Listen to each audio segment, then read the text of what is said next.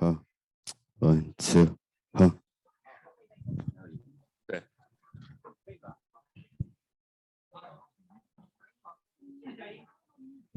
喂，可以吧？好。我用移动话筒，我用移动话筒。好。我们都用移动话筒，这样好一点。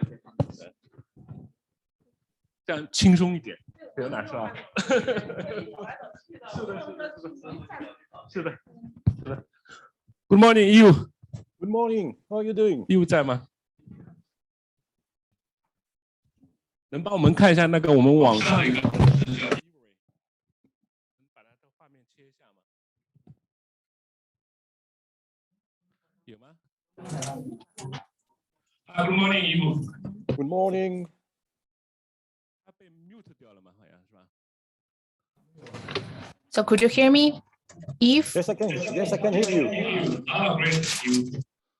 So it's now still like something 2:30 or something in the morning. It's 2 a.m. and 2:30 in the morning. Yeah, I am in the morning. Yes. Yeah, in the morning. Thank you But for your commitment. I feel, I feel so interested by the session, that I am really pleased to wake up early,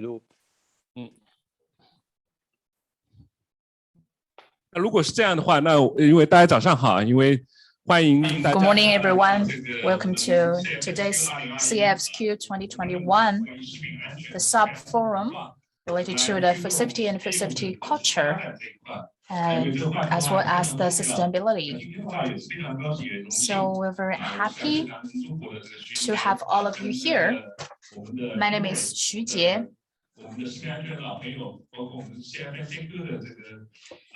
I'm very honored to have this opportunity to meet all of you, some old friends and new friends, especially my old friend. So Eve, could you do a self-introduction as well as the opening speech for today's session, okay? Yeah, thank you. Thank you for giving me the floor.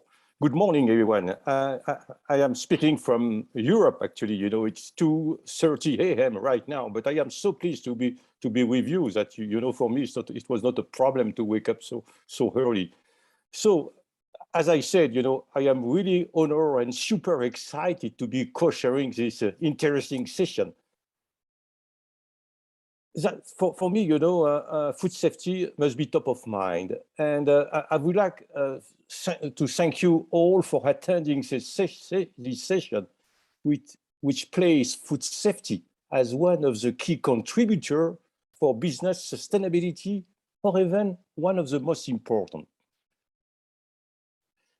When you talk about business sustainability, let me briefly introduce it. Business sustainability is a strategy to creating long-term value by taking into consideration how a given organization operates in the ecological, social, and economic environment. Let me set the scene and briefly share with you my thought. Sustainability is built on the assumption that developing such strategy fosters company longevity and profitability growth. You may ask, what are the correlation between food safety and business sustainability? But as the saying goes, if it is not safe, it is not food. What we could extend to and translate it into is the food is not safe, there is no sustainable business possible. We could claim that food safety and business sustainability are closely intertwined. So, as you know, the consumer is a boss, and food is not only putting in your body for an active life. Food is culture, food is tradition, food is socialization, food is social status. The ultimate judge in granting a visa to operators which can stay and operate on the market. So if you look at the Maslow Maslow pyramid of consumer needs. Food safety is the base. Food safety is the basic of the pyramid. Then on top of that, you should deliver product conformity to the specification. And on top of that, you have product superiority. You cannot get product superiority if you don't deliver consistent product quality and if you don't deliver it safely. Perceived product superiority by consumer allow companies to gain their loyalty. What's a big company, what every company is looking for? To get as much as possible loyal consumer. So, but today, consumers who are interested in food safety also express concern about quality and origin of their food, animal welfare, social and economical matter, and environmental sustainability. I can put more flesh on that. What the consumer are expecting? So first, as I already said, is the product safe? Will it make me ill? That is the first consumer expectation. Then, is it produced in a manner consistent with my values, which could cover, as already said, environmentally, sustainability, animal welfare, friendly societal responsibility product. And it could ask as well, does it offer a good eating experience? Is it healthy and nutritious to eat? Is it made for me? Is this product designed for me? And on top of that, now, for traceability, are the information about product origin and authenticity transparent and available? Over the last 2 or 3 decades, the Chinese agri-food system has evolved from providing enough food to feed the growing population to developing ever safer and higher quality food to meet new consumer expectations. That are the key element. I was told that are the key element of the healthy China 230 strategy. So this session is a unique opportunity to learn from Chinese executive how local corporation and joint ventures have implemented successful strategy to address the sustainability challenges. But there is a strong connection as well with people. That means whatever you want to do, everything can take shape around people expertise, skill, and commitment. It all starts with fostering, supporting, and strengthening food safety culture. Because as already said, everything can only be shaped around people. So that is my brief introduction. Xu, I give you the floor now. Thank you. 再次感谢玉吧，因为他给我们这个 session。 Thank you very much. Thank you for the introduction for the session. 确实 if food is not safe, it's not food. 那确实食品安全对于业务的可持续发展非常的重要。那食品安全我们从 So when we mention food safety many times, so we can just talk about this issue from the perspective of the value chain. So our first speech is about the design. We're very honored to introduce our first speaker, Fiona Zhang, the senior food safety specialist from the Interlocks Belting. So now she would like to share with us the designing for greatness with a culture of food safety. Let's welcome Fiona. Thank you very much. Thank you for the kind introduction, as well as the Eve's opening speech. Thank you for the committee. Thank you for having me today. And I'd like to share with you a very hot topic, designing for greatness with a culture of food safety. So I'd like to do a self-introduction. My name is Fiona Zhang. Actually, I started my business since 1995, and I'm responsible for the food safety and the food quality.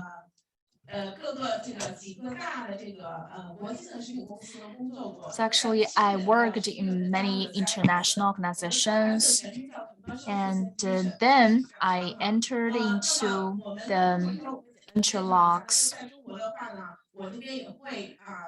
So in my speech, I'd like to share with you some of my experience of the training in the factory evaluation on set.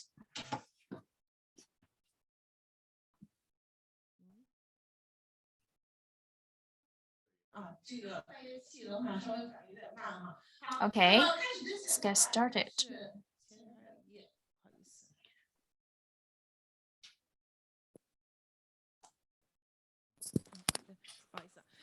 Excuse me. So hereby, in the food industry, is undergoing the tremendous changes. Could you give me some examples?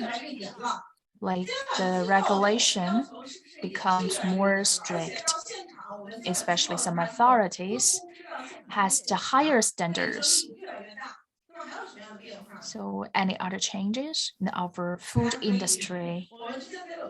So I think you can just raise your hand. We can do an interaction. So actually, the demand of our consumer is higher as well. And we always order food through the takeaways because we all pursue the instant food. If some food safety scandal happens, you can see the headline of the news right away. So we can see that all these changes paved the way to the food safety, especially some insiders in the food safety industry. So what we want is all the procedures in the factories can be implemented. So when it comes to design, we're going to think of the hygienic design. But our today's design is from a broad way. For example, the motion trend design and the flow of the population, the air, and the hygienic zoning design. And what is the performance of the hygienic design? Do we need to the separation for it? And procedure design, as well as structure design. So all of them from the design perspective. So we really want a good performance in the food factory. Especially these procedures can be implemented well. So in the end, we hope that we can achieve the operation excellence. Then I'd like to introduce CFS. CFS is a global company that trains and consults in food safety. We enjoy 30 food safety experts. And in our headquarters, we're the sub-companies. We don't just focus on the research on the food safety. And we all enjoy the long-term experience. And all of them enjoy more than 21 working experience. Most of them are located in the North America, the Latin America, Europe. In the Asian Pacific region, we focus on China. So there are 4 experts in China. And they are responsible for the training and consultant and evaluation. So the training is a little bit different from that of other companies. We have 2 training sessions. The first one is SAT. The other one is the HET. And we also have some practices. We can see this slide. What are these employees doing? they are doing their training sessions. So hereby, we're not just sit here to take some notes. We have to do something, to do some practice. And we simulate the real process of the food processing. And we're going to treat the white rubbish and the dry rubbish. And after the sanitation, and we'll test the results.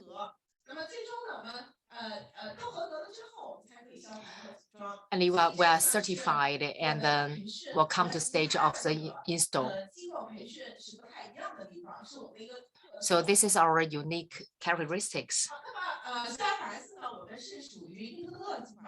And we are under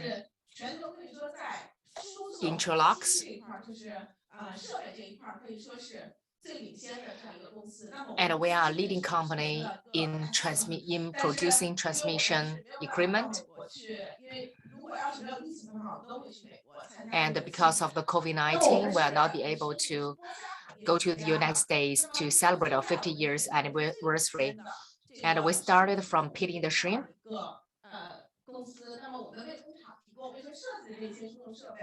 And we provide the transmission equipment for food factories.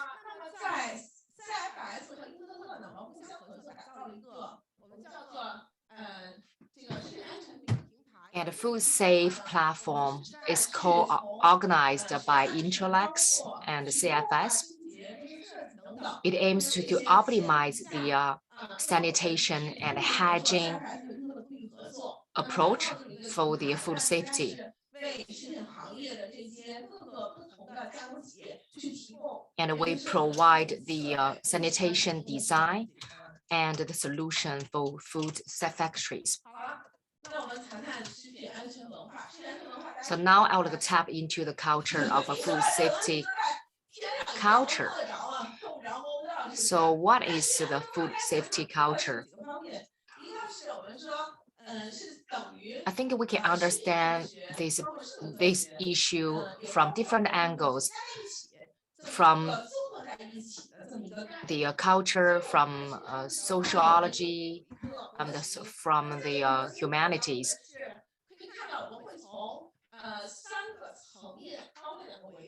So we're going to approach this issue from two layers. The first one is negative and positive. And on the y-axis is from the randomized to sustainability. So where do you want to place your food factory? So you want to place your food factories on the green box. It means that it is positive, and at the same time, the performance is sustained. For the perspective of value is affected by a lot of things, including the production environment and your background, your characteristics, and all kind of things form your perspective of value. Is it easy to access the perspective of value? It's quite difficult, right? So the perspective of value is not likely to change. And it's going to change the behavior and the performance of the staff.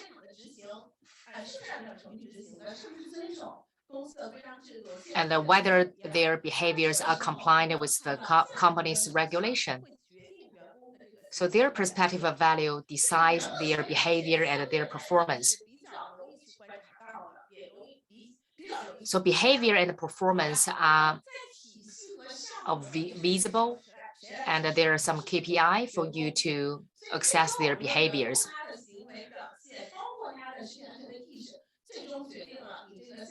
So their awareness of the sanitation, they decide the landing of the project.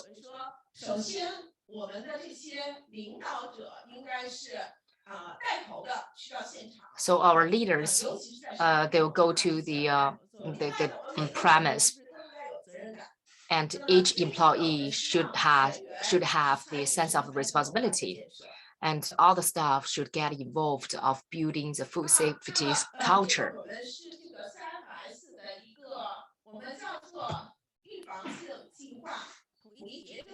This is a precaution plan.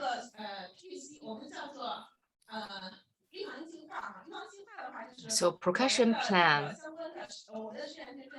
means that our experts will assess the performance of the food factory, and this is the guideline for them to assess their performance. So you can see this is an equation. So equal to what? It equal to that there's no bacteria after cleaning. So there are 5 parts in the equation. The first part is the zoning of the sanitation, means that the raw material and the cooked material, and you should separate them. And if you didn't separate them as well, so how could you set up the hurdles? So where your shoes can get disinfected, and where you can change your clothes. And the second is the motion trend design. And there are a lot of portable equipments and moving equipments.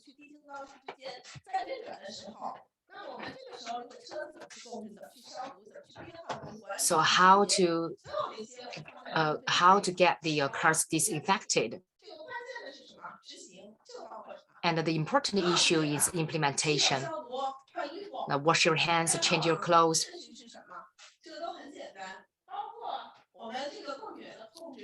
And also you can control the allergical bacteria or allergical origins. The landing and the implementation are very essential.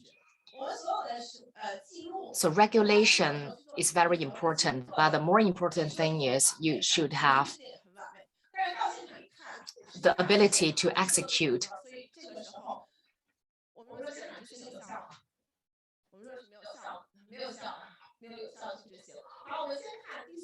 And the 4th point, so the cleaning, what does cleaning include? Do you have the MS plan? So what is a periodic cleaning plan? Because we need to clean the equipment every day, but some of the equipments we need to conduct the deep cleaning. And so some of the there are all kinds of equipments, and some of the equipments they have some design effects, and it's very difficult to clean. So we needed to open the equipment and do some in-depth cleaning. So what is SSOP? It's like when you brush your teeth. Okay, because you need to clean, you brush your teeth every day, and for after certain months, you will go to the dentist and you're going to clean your tooth by the dentist. That is deep cleaning.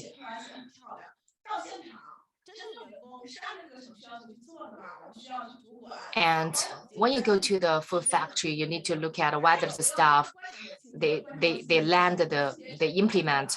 implement the cleaning correctly.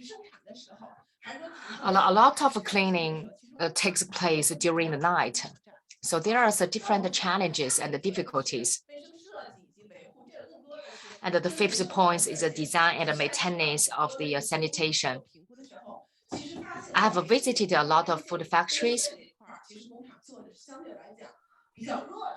and I think there's a great improvement points for sanitation. The last point is the environment assessment, environment monitoring. And all of these are PRP. You say if you detect the bacteria, so can you control the bacteria? So for the environment monitoring, they monitor they validate the effects of the performance.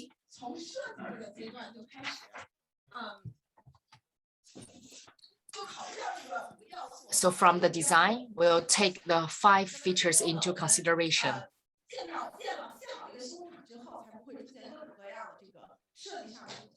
And to prevent the defects of the design.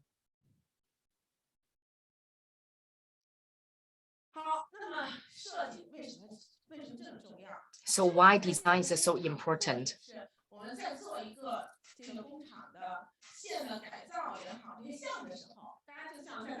So when we set up a factory or upgrade the equipment of the factory, so what is it like? It's like to solve the puzzles.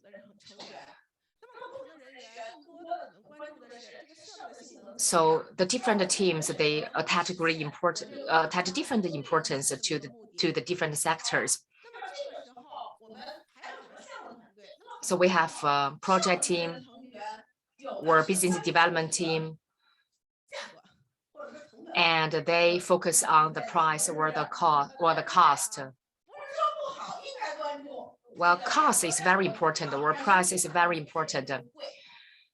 I always say that cheap is expensive. For some other factory, they have established for 20 years, but they are very clean and looks very new because their maintenance is very good, and they have prevent their potential risks. Some of the factory, they just established for 2 to 3 years, but it looks like very old. Sometimes you want to dismantle the factory and rebuild it again. So you need to introduce the food security culture in design phase. And there's different challenges. Say there's a zoning problems, and then you need to separate the raw material with the cooked material. And also you need to have a clear design of the flow of the air and ventilation. And for the cooling water and ventilation for the new air system and the change of the filter, all kind of things. So we need to ensure the deep cleaning of the equipment. So there are various challenges. And some problems arise from the construction material, like some of the construction material will lead to Listeria bacteria. So design is very crucial. So do you remember the 5 parts of our equations? So in the beginning of the design, we need to take the number of things into considerations.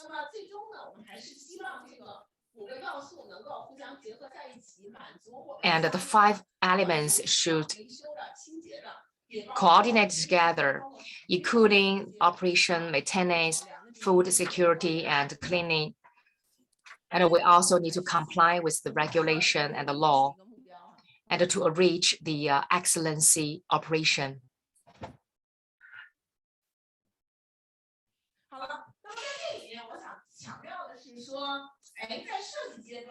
So in the design phase, or especially in the preliminary stage, we need to introduce the food security culture. So why it is so important? Because we can reduce the risk of the food security, and also to reduce the black swan event. also because some of the food are recalled because of the food security issue. And we need to ensure the efficiency of the implementation so that the excellency of operation can be reached. So what factors can facilitate the operation? First, the design of the equipment is simplified, and it's very easy to open it and to clean it, and the cleaning time can be shortened. And the production time increase because for all of us, we need to make money. And some of you may be from NGO, but most of them need to make profit. So we all hope to get the good bonus at the end of the year. So the reasonable and the well-designed structure is very important. Another thing is procedure design. Some of the factory, they have the very vague standards of the procedure. And the communication mechanism is also very vital. Apart from that, we hope that our employees can do it right and can avoid mistakes. And last, we want to build a tracking and monitoring system. So, of course, some deviations may occur, but we can just take some measures to avoid this deviation and solve them. Next, let's see an example. So actually, this is a design of an equipment. So do you think it's very easy to clean it?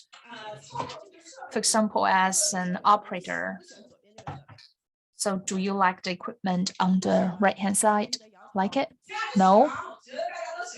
Yes or no? Why? You like it or dislike it?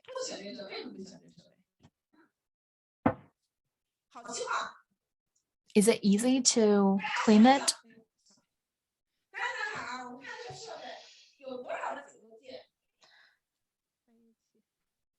So let's get back to the last slide.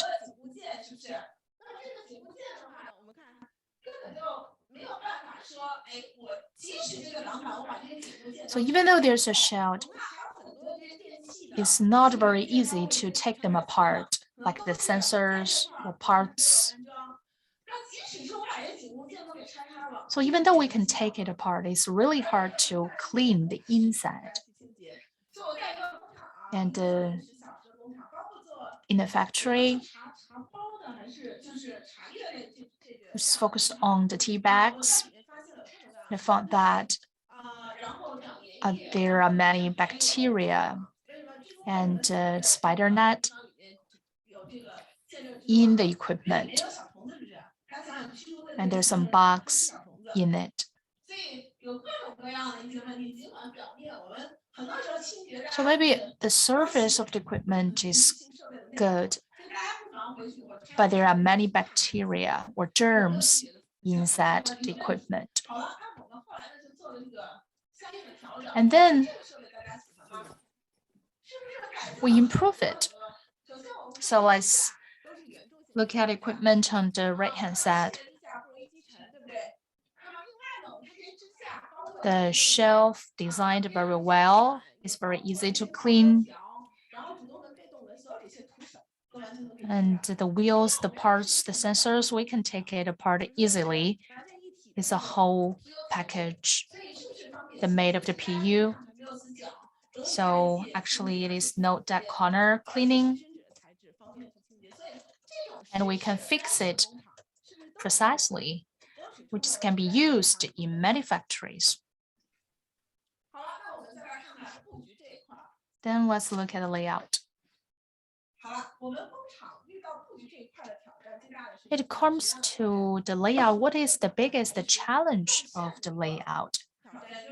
I think the first challenge is the hygienic design. The second is the motion trend design. So, for example, from the high definition to low definition,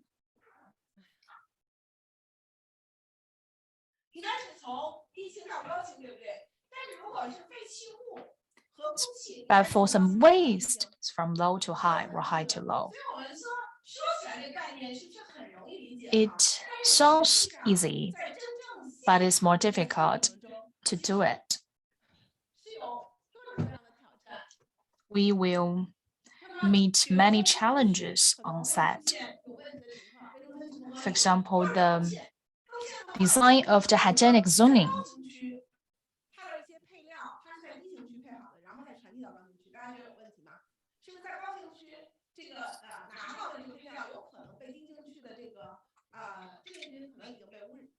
For example, the material we take from the finished good warehouse may be infected, where the semi-finished warehouse, we will meet the cross-contamination. For example, some factories focusing on the kitchen sauce. And the design for the hygienic is not very well.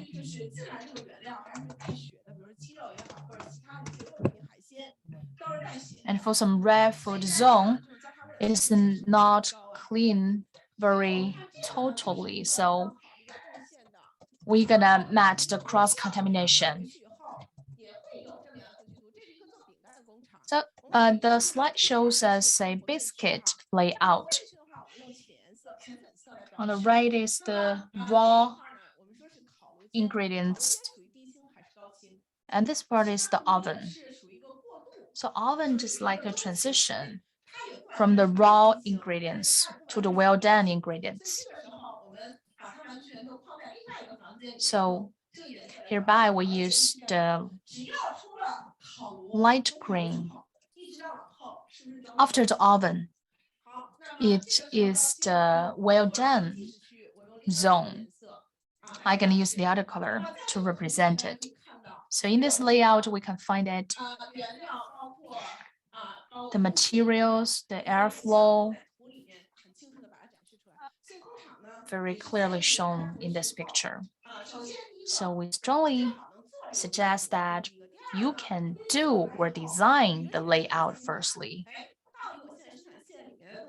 And then you will get a better understanding if it can match your current situation.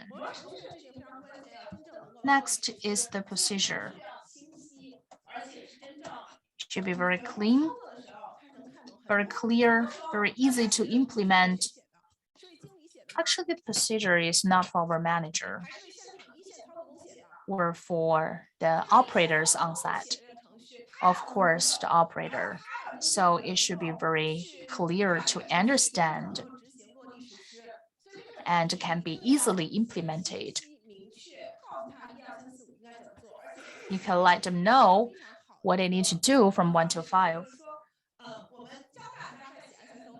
So we're going to teach you how to write SSOC. And I also attach some pictures because pictures can let you have a better understanding. Last, I'm going to summarize my speech. From the design perspective, we're going to put the conception of food safety culture in our speech. Also hope we can just raise their food safety awareness and let them well behaved. So no matter from the design perspective or the improvement design, we hope that the factory can attach great importance to the food safety from excellence to excellence, and then can achieve the operation excellence. Last, I want to say the food safety relies on the inspection. The production, most importantly, depends on the design. Thank you. Thank you for your listening. Thank you for Fiona's sharing and for her 20 years experience, especially some experience from the interlock spelling. The food safety is also very important mindset and also influence our behaviors or activities from good to great. And the food safety plays an important role. Any comments or you want to make? Okay, so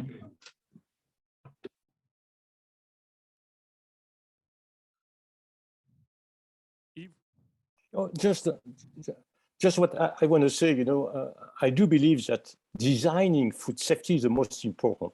I just want to know, do you have training program for machine or equipment maker to help them design the equipment that make easier the cleaning procedure? Because anticipation is better. And I guess it's really important to focus on as well on top of the layout of the factory, but to focus on, the equipment maker. How do you, let's say, provide them with training programs that help them to think about food safety by designing the equipment itself? Thank you. So anyway, we will have the Q&A session after 3 presentations, especially from the Minister from FDA. Good. So 那下一位的话其实是来自于达能的，也是我服务的公司。Next, let's give floor to our next speaker. 他是我们达能负责Josie 食品安全科学事务项目的负责人。From the Global Food Safety Scientific Affairs Project Leader, Danone, 我们会来跟 as well as a European registered toxologist. And next, she's going to share with us the best practice of food safety culture in Danone. And I'm sorry, she's in Amsterdam. And I'd like to play the video to share with you how to from the good to best and some practice of food safety culture. Good morning, everyone. 大家早上好。那我今天呢 breakout session on how food safety and food safety culture contributes to sustainable business growth. I would like to thank the organizers for the opportunity to share best practices of food safety culture in Danone. I'm sorry I cannot join you live and that this is a pre-recorded session, but it's just because of the time difference. The outline of my talk will be as follows. I will introduce what food safety culture is about and also recent evolutions, how food safety culture is embedded in Danone, and some examples of Danone food safety culture testimonies. And we will close with conclusions and key takeouts. And the last part will be supported by Jiju, as you will see later on. So what is food safety culture? It is defined as the shared values, beliefs, and norms that affect mindset and behavior of people toward food safety in, across, and through an organization. So it has defined like this, being this by CIFSQ in their position paper, A Culture of Food Safety in 2018. So it's really about shared attitudes and patterns of behavior that determine the commitment of an organization and its people, of course, to its food safety program. It is determined by day-to-day operations of a business around food safety, how employees feel engaged to implement food safety standards, but also how they are empowered to do the right thing all the time. It has been acknowledged that stronger culture results in better decision-making, which is very important, of course, if we want to decrease the amount of food safety crises and the amount of foodborne illness. So food safety culture evolution, a lot has been taken place. In 2018, externally, the publication of the GFSI position paper was a fact about a culture of food safety.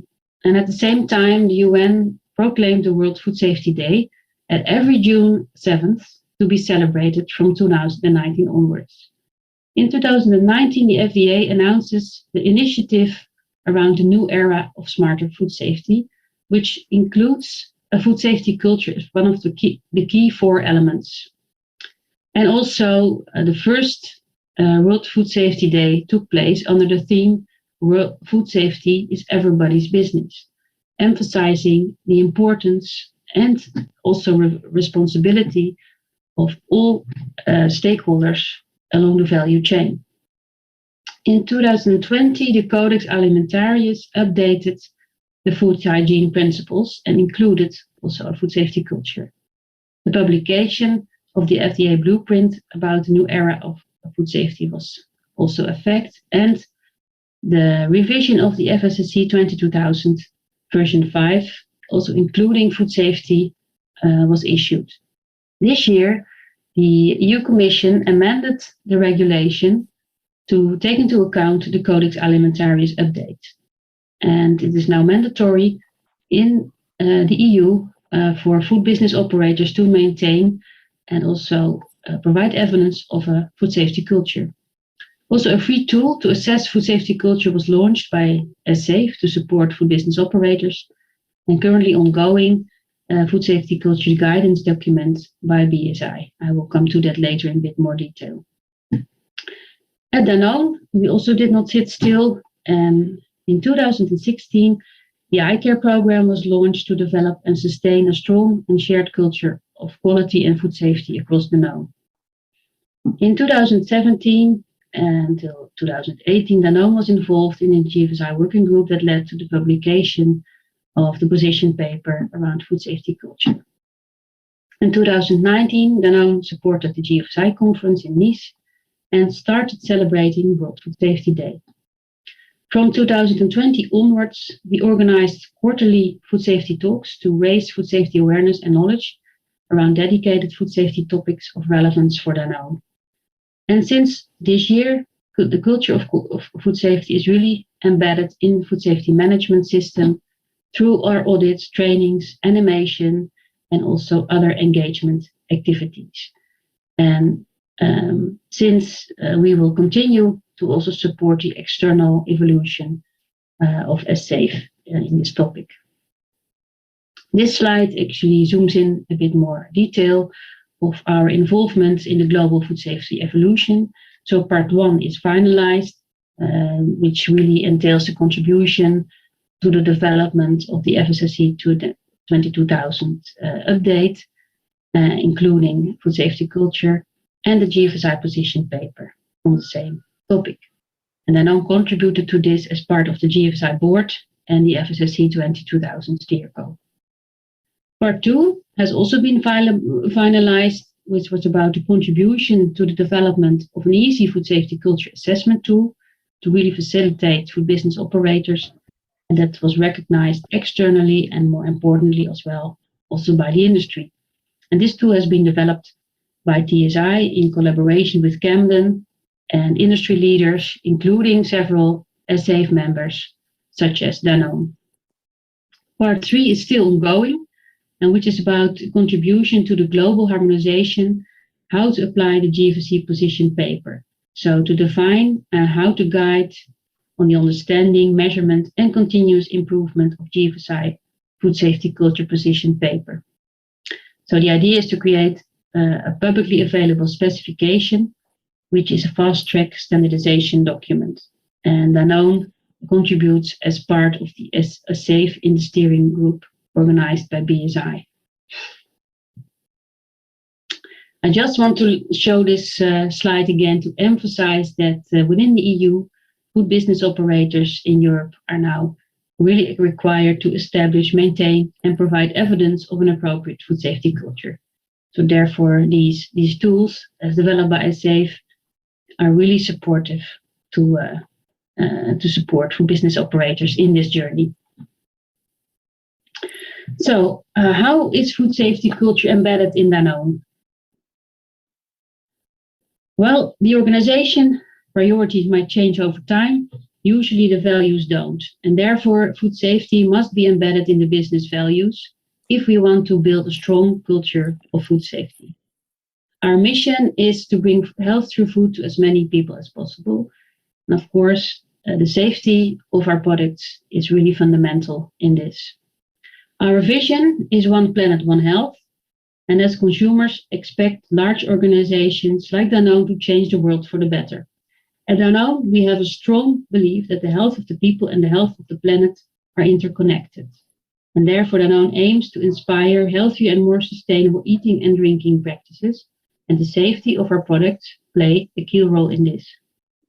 Our company goals bring our One Planet, One Health vision to life.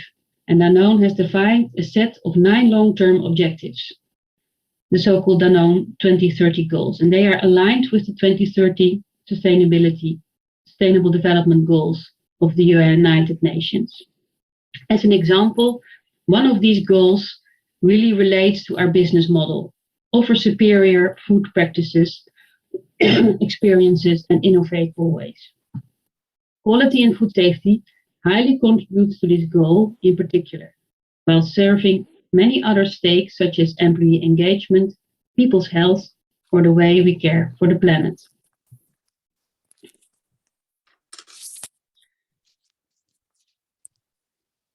The deployment of a food safety culture across Danone through the iCare program is a key enabler of the food safety function and its strategy.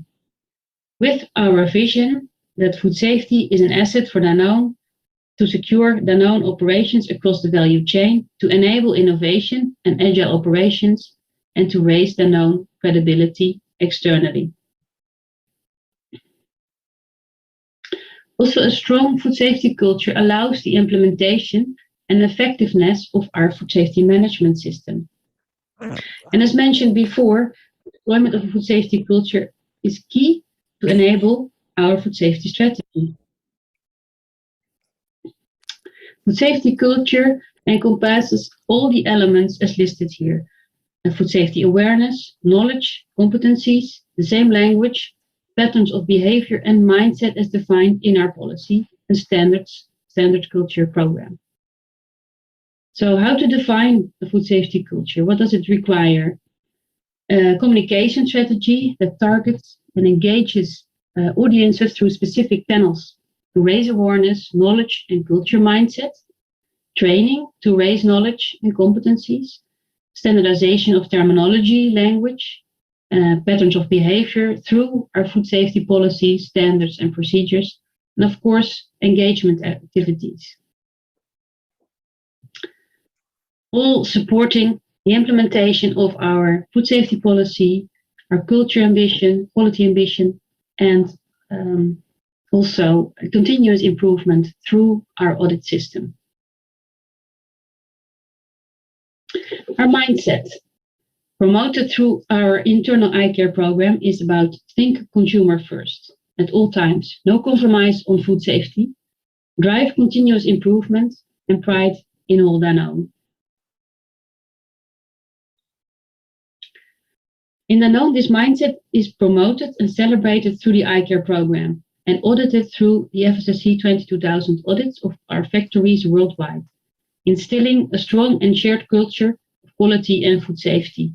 And it is Danone's ambition that all Danoners understand the role they play to ensure we keep our promise to our consumers, customers, and stakeholders.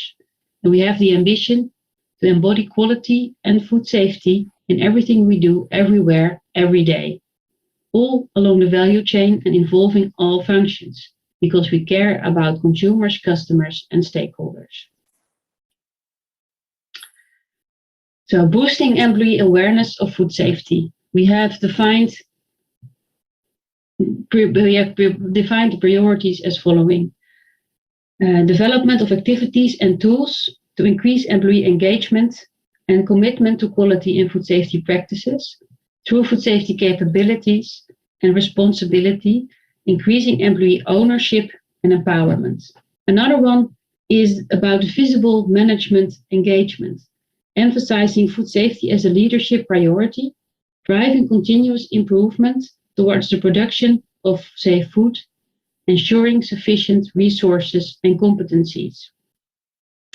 Of utmost importance is clear and open internal communication through consistent and easy to understand messages from respected expert sources, like our food safety talk, for instance, where we invite internal and external experts to share their knowledge on dedicated food safety topics with relevance for Danone to support message credibility.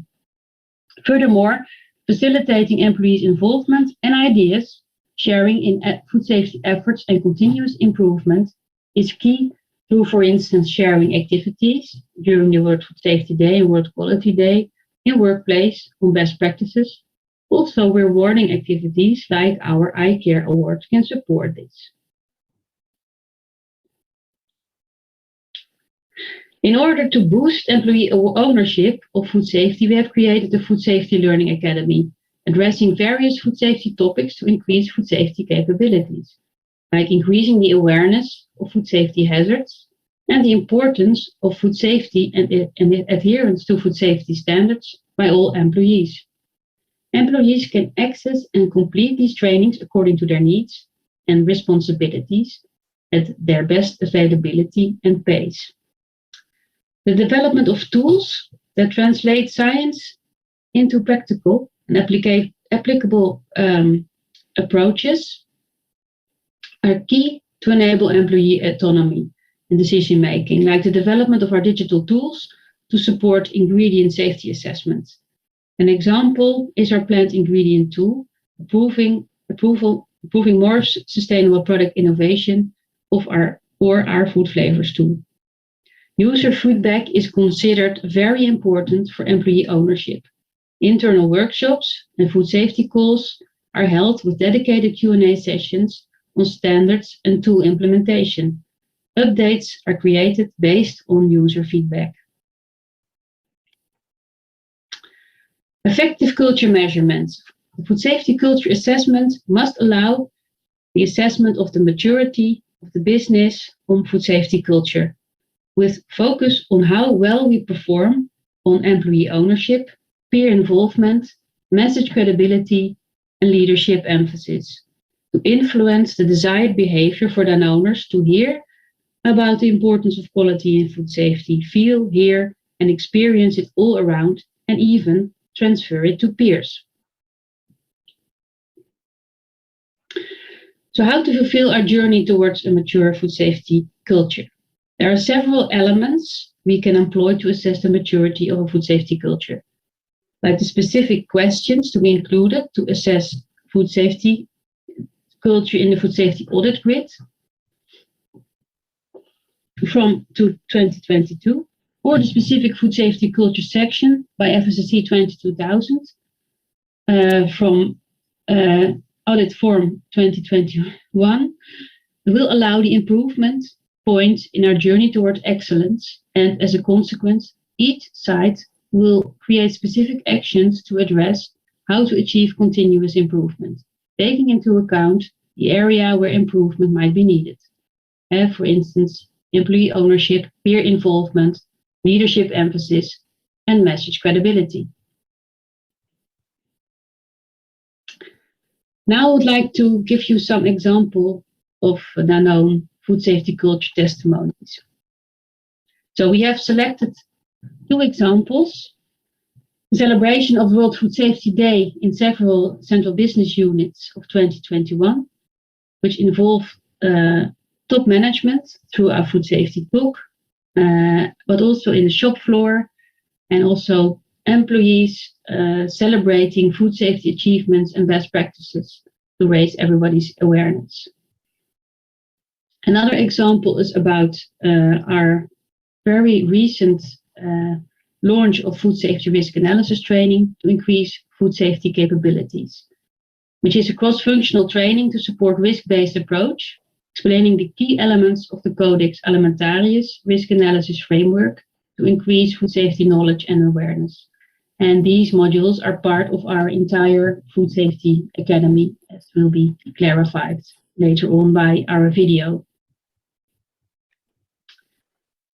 So the activities of our World Food Safety Day in this year was about the organization of a global food safety conference with external speakers, Erica Sheward and Anne Girardi from GFSI, to share their perspective on this year's World Food Safety Day theme, Safe Food Now for a Healthy Tomorrow.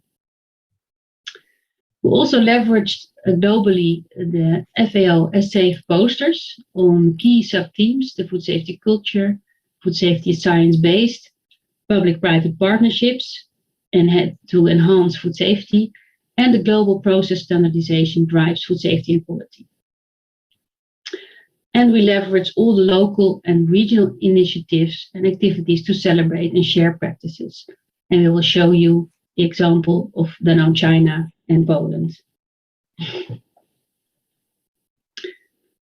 So here we show you the example of Danone China, and it was a knowledge sharing event, also accessible online, emphasizing the importance of the World Food Safety Day to strengthen awareness and education, and that was adopted and posted by FAO on their official website. So Poland, this example of Poland. Poland has employed several activities with great leadership visibility, as you can see. And celebrations and activities were undertaken in factories, but also outside, with the opportunity for employees to share their voice on how they care about food safety, and participation to a food safety knowledge quiz. And with this, I will give the floor to Zizou to show our video and to provide our closing remarks and key takeouts. Thank you for your attention, and I hope you will have a great day. Thank you, Yossian. 那因为 Yossi 讲就是食品安全的话，哎呀，这个好像是食品安全的话， So actually, food safety 员工的这个 里面 is a very important mindset for all the employees in Danone. So it's a part of our daily work. So next, I'd like to play a video clip which is associated with the Danone Academy on food safety culture.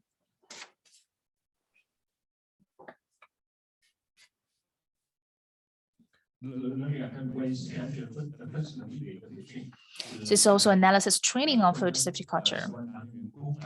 And it's also the guideline of all the 10 billion employees in Danone.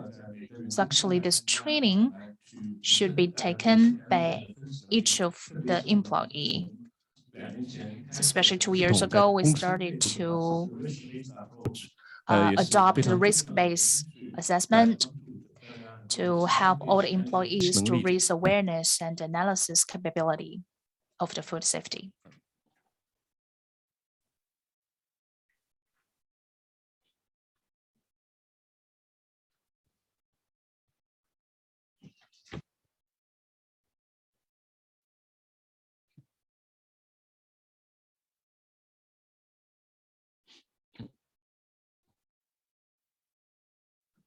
So this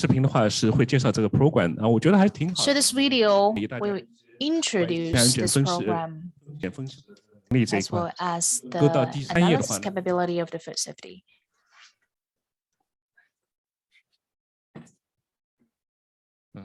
So we're going to try to run the video.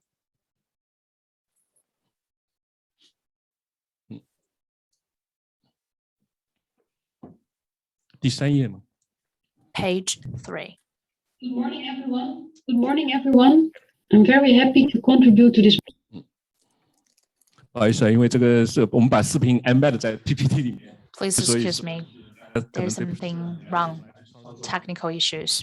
I don't know how to play it. Because the video is in our slide.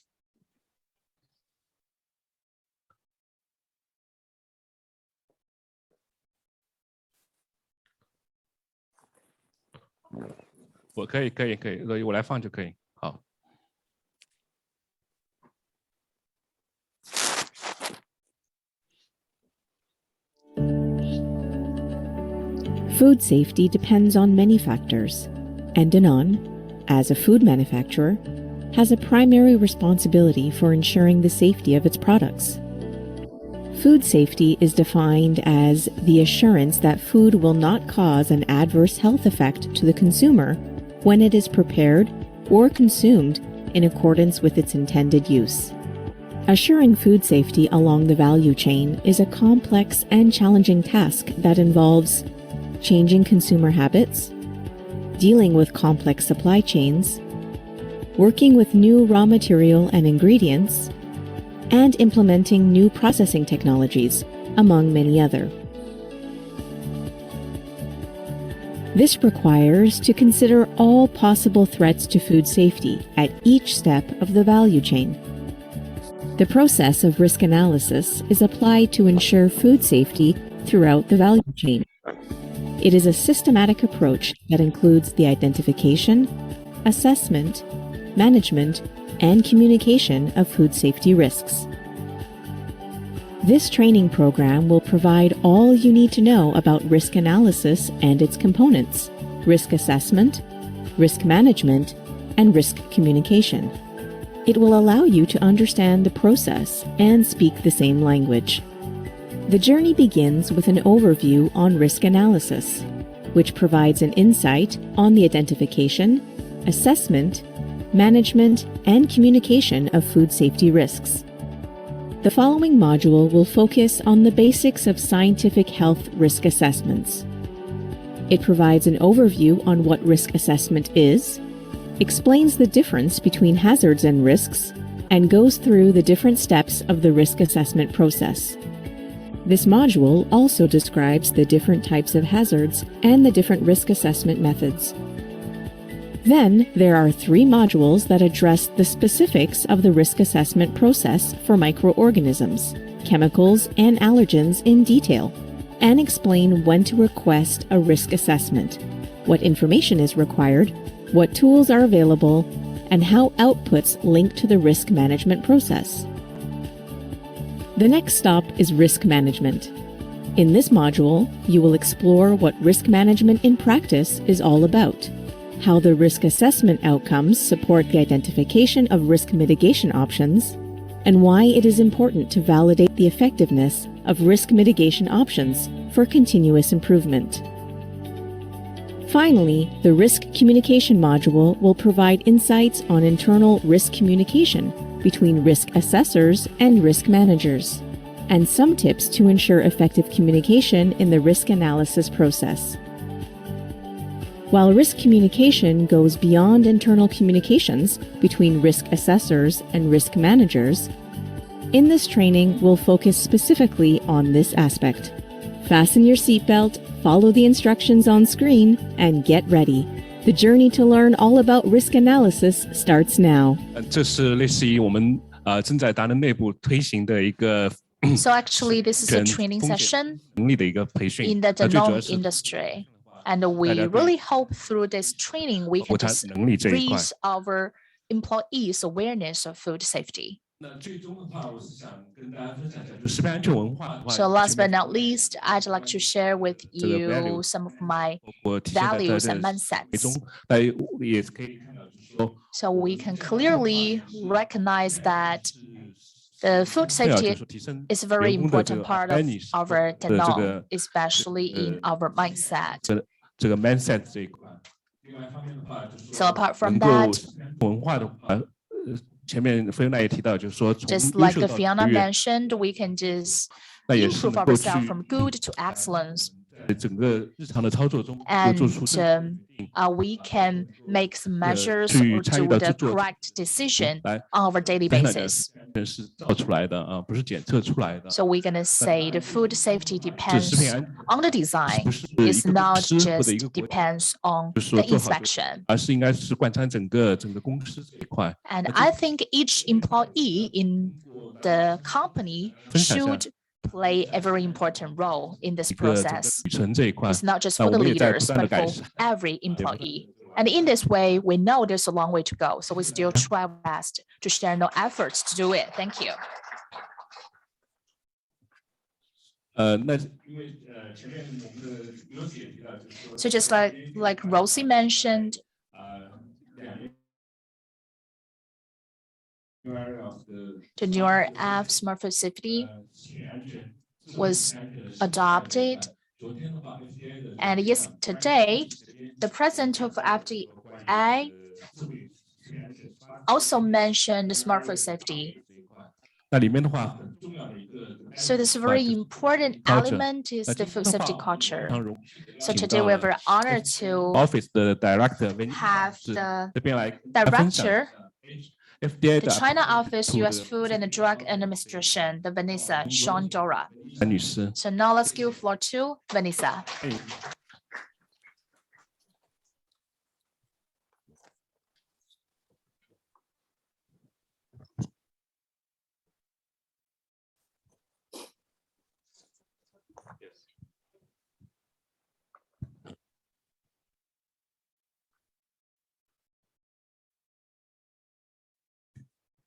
Excellent. Good morning. So thank you so much to Mr. Xu and to Mr. Ray, Yves Ray, our session chairs for this morning's session. I also want to thank you, for Fiona and Josie and Mr. Xu for those rousing presentations on the manufacturing design that supports a culture of food safety, and also hearing about the best practices of food safety culture at Danone. That was very, let me see if I can move this closer. Is that a little better? Okay. Those were very excellent presentations. My name is Vanessa Shaldor. I'm the director of the FDA China office here in Beijing. And with me here, I actually have my foods investigation team, of which this is many of their first time to attend the China International Food Safety and Quality Conference. And they are here in the audience this morning. And I'm glad to have them here to participate with this meeting being held in Beijing. So this morning, I'm going to talk to you about FDA's approach to food safety culture. So first, as we get into this discussion, it's important to put food safety culture in the context of our broader initiative, the New Era for Smarter Food Safety. This initiative was launched by FDA in the summer of 2020. Under this initiative, FDA is taking a new approach to food safety, leveraging technology and other tools and approaches to create a safer and more digital, traceable food system. New Era outlines a blueprint for the agency to follow over the next decade. There are 4 core elements to the foundation of the New Era of Smarter Food Safety, and they include tech-enabled traceability, smarter tools and approaches for prevention and outbreak response, new business models and retail modernization, and of course, food safety culture, which is really the crux of food safety. Tech-enabled traceability.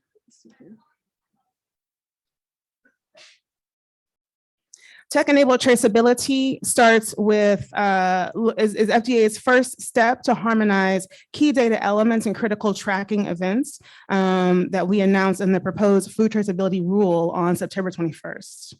In the New Era of Smarter Food Safety Blueprint, the proposed rule is described as paving the way for industry to adopt and leverage digitally enabled technologies to enable data sharing and greatly reduce the time it takes to identify the origin of a contaminated food.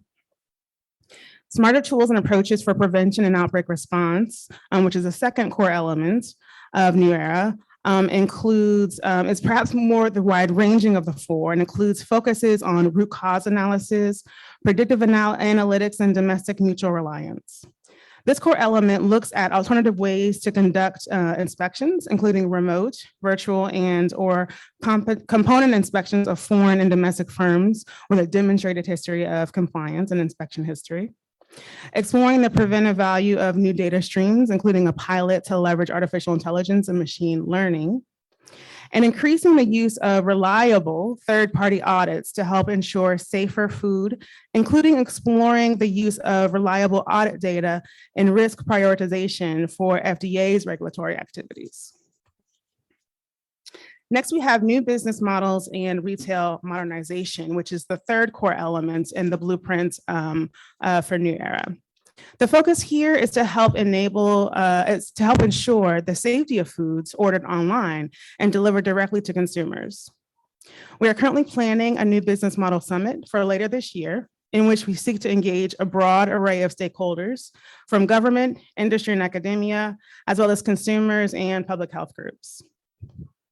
And finally, we have food safety culture, which is the purpose of this presentation today. New Era speaks to the establishment and support of food safety cultures on farms, food facilities, and at home. Food safety equals behavior. There will be no dramatic improvements in reducing the burden of foodborne disease and illness without doing more to influence what employees think about food safety and how they show a commitment to this goal and how they do their job. We want to make food safety culture part of the national dialogue and a social norm in the United States and around the world. Oops, sorry.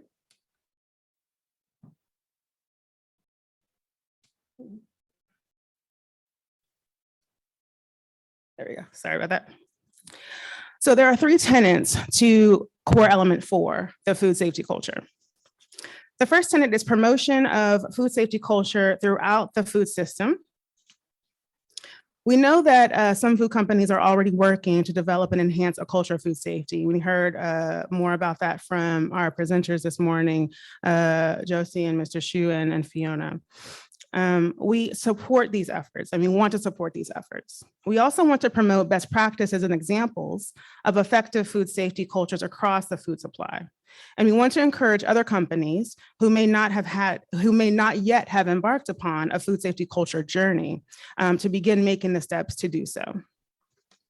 The second tenet of food safety culture is a food safety culture throughout the agency. In addition to promoting food safety culture throughout the food system, we also want to explore internally our own food safety culture within the agency. We want to lead by example and learn from our own journey so we can better support food safety culture across the food supply, domestically and globally. The third tenet is development and promotion of a smarter food safety consumer education campaign. While we often think about food safety culture in the context of companies and people producing our food, we also very well know that consumers have a huge role to play in food safety as well. We're looking to ways to better communicate what consumers know about food safety and how to enhance that knowledge using digital tools. We also are looking to how we can influence consumer behavior to improve food safety practices when handling food at home. Okay, so how are we organizing our work? For our work, we have created 4 sub-work groups. The internal sub-work group will facilitate the internal discussions I mentioned earlier in regard to the agency. The industry sub-work group will work with the food industry to highlight and support best practices in food safety culture across the domestic and global supply chains. The consumer education sub-work group will develop and promote a consumer safe handling education campaign using new digital tools and approaches to reach consumers. And of course, all of this is supported by research. We always and will ground all of our work in science and the growing scientific discipline of food safety culture. The research sub-work group will oversee all of the research needed to support all of the other activities.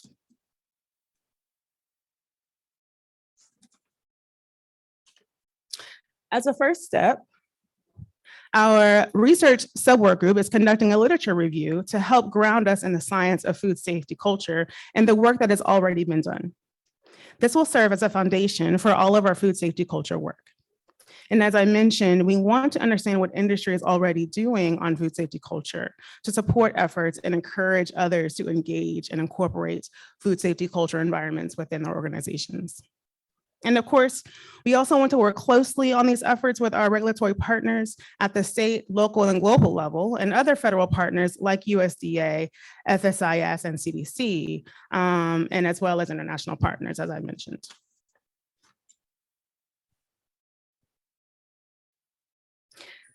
As I've discussed, we want to enhance our internal understanding of food safety culture. We typically talk about food safety culture in the context of the food industry and those that are producing our food. But what does food safety culture mean for a regulatory agency? That is also something that we want to explore. Once we have a better internal understanding of food safety culture, we want to communicate that understanding internally with our regulatory partners and with the food industry and other stakeholders.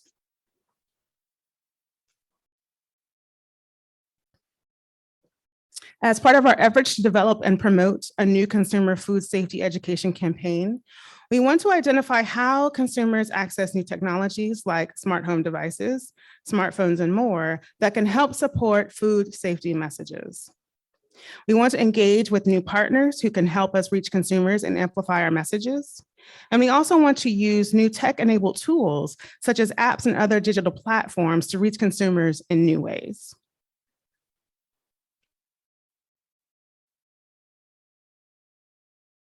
As we progress through our work, the road ahead will include identifying the challenges, barriers, and opportunities that influence attitudes, modify behaviors related to food safety culture.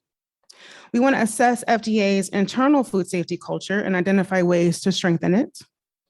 We want to further strengthen communications on the importance of food safety culture across food establishments and with consumers. And we also want to encourage and support a culture of food safety in the establishments that we regulate. We want to support approaches to adequately assess and better support food safety culture, not only within establishments, but also as we look at the science, also support the consumer food safety messaging that's needed.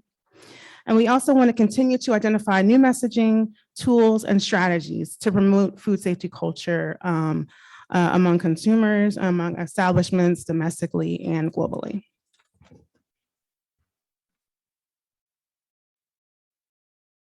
Okay, this concludes my presentation today on FDA's approach to food safety culture, and I look forward to any questions in our panel discussion. Thank you. Thank you, Fiona. Thank you, Vanessa. 大家都知道 Vanessa 有个中文名字是叫 Thank you, 她的中文 Vanessa. And she got a Chinese name. 薇 And her Vanessa Chinese has a name Chinese- is Xiao Hui Wei. 小薇。那接下来的话，我们有一些差不多有20分钟时间，可以 And we 我 got 对 20 minutes for QA. 大家可以提出来，然后呢 Any question from the floor? Vanessa 都在。Eva, are you still with us? And Eva, are you staying with us? Eve, Yes. are you staying with us? Yes, I am. Yes, I am. Yeah. Culture.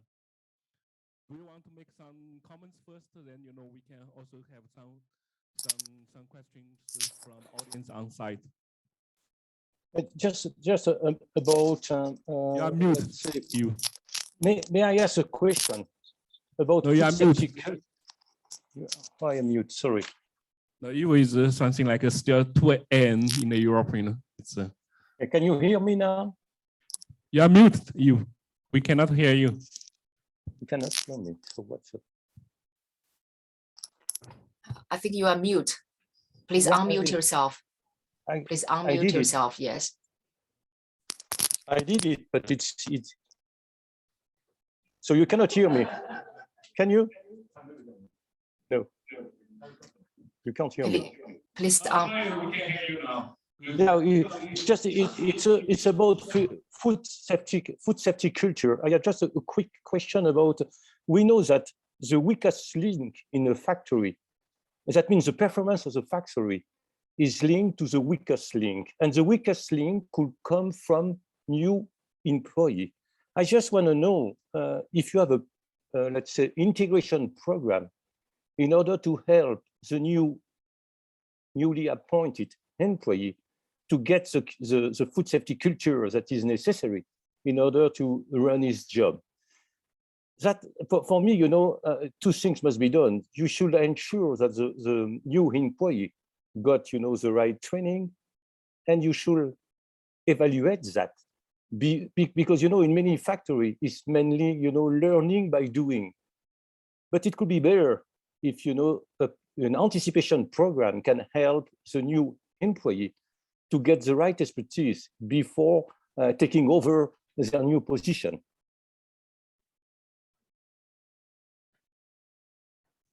因为我们今天这个现场的话，也有很多来自行业的这个专家。So today we're very honored to have delegates from the food factory. And Fiona, do you want to answer the question? Or Vanessa, do you want to make the comments?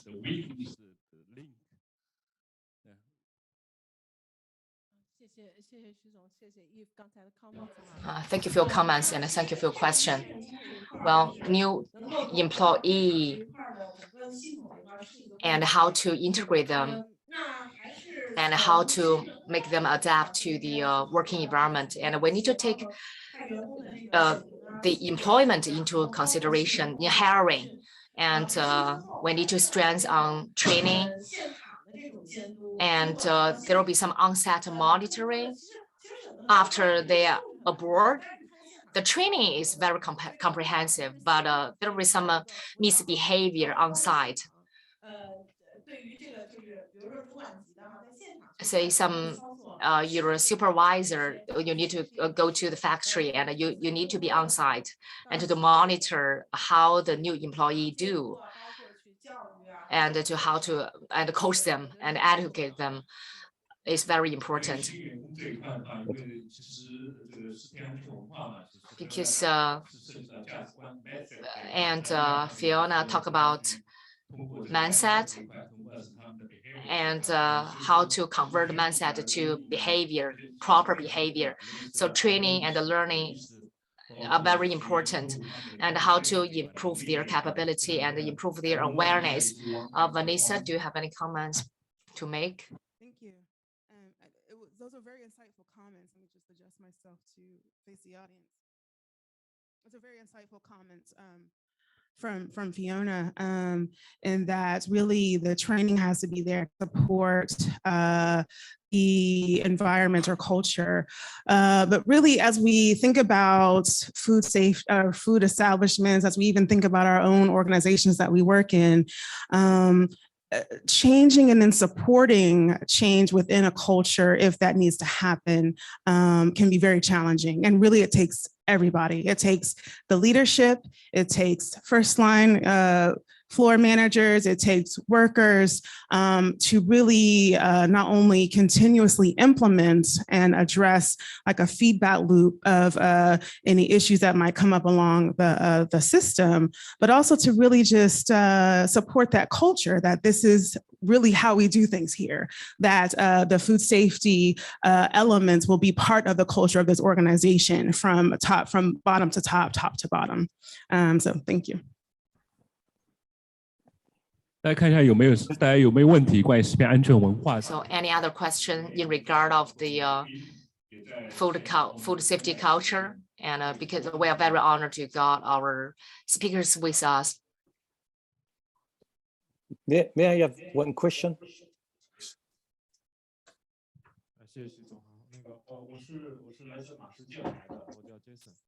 And my name is Jason.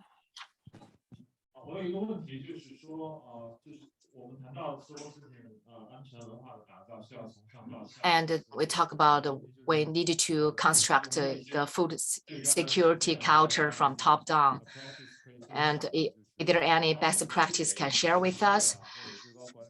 Say, because when we talk about the food security culture with our board, with our senior management, how could we connect this to our business? And is there any direct KPI or say direct assessment for us to assess the effectiveness of the food security culture construction? Yeah, that's a good question because it's a huge challenge. And you know, as I was involved in the sessions yesterday, and we discussed a little bit about the landscape of food establishments throughout China.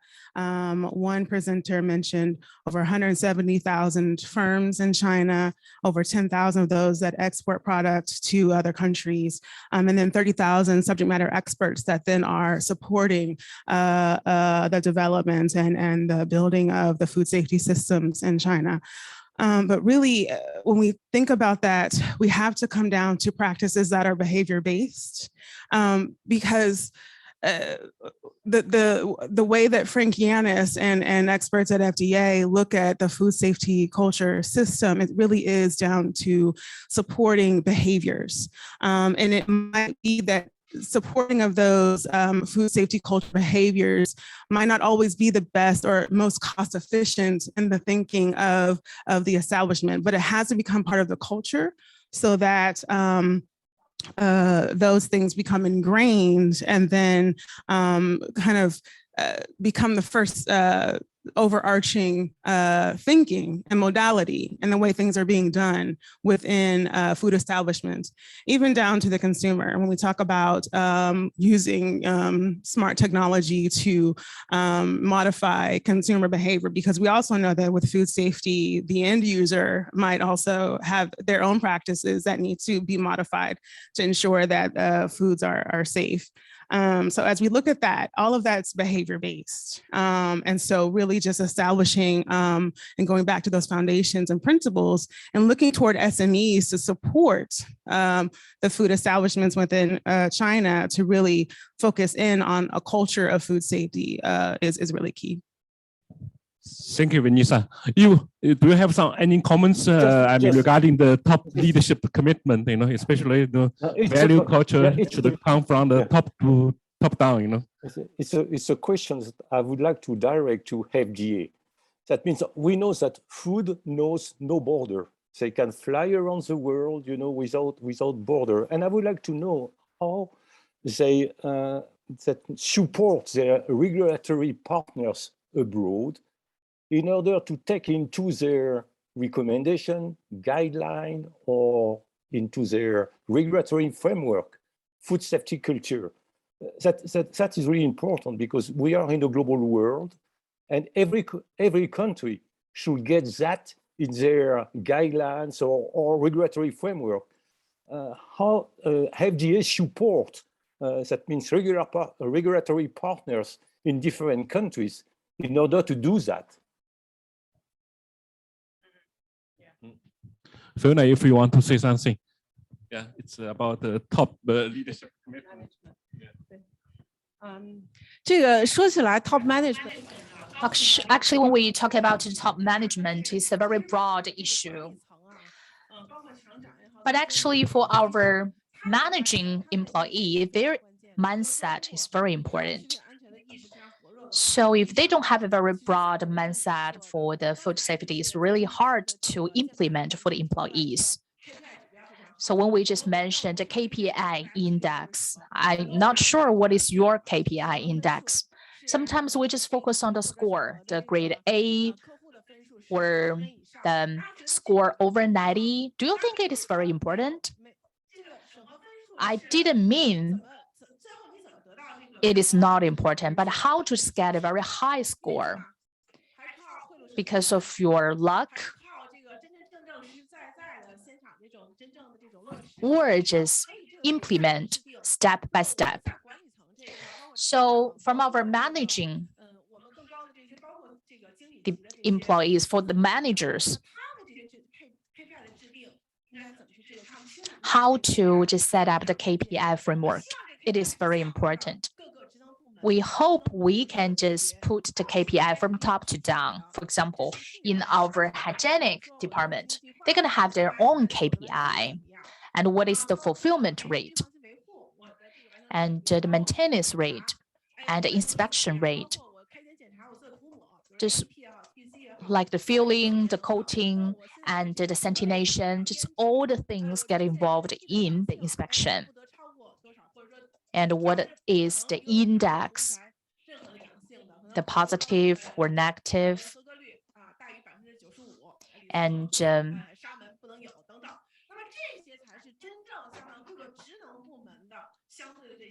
the different KPI just can get into each department. So from our manager, we hope they just support the very details in their KPI. So we do our program how to persuade our managers. So we have to use our data to let them know, to persuade them. If I will improve the equipment, what kind of results I can get. So we should use the statistics to persuade our managers to do some improvements. And I really hope for the head, the president of factory, they can lead by example to encourage their employees, to lead them together and to raise their awareness. Thank you. Yes, I totally agree. Actually, food safety culture, the top down is very broad issue.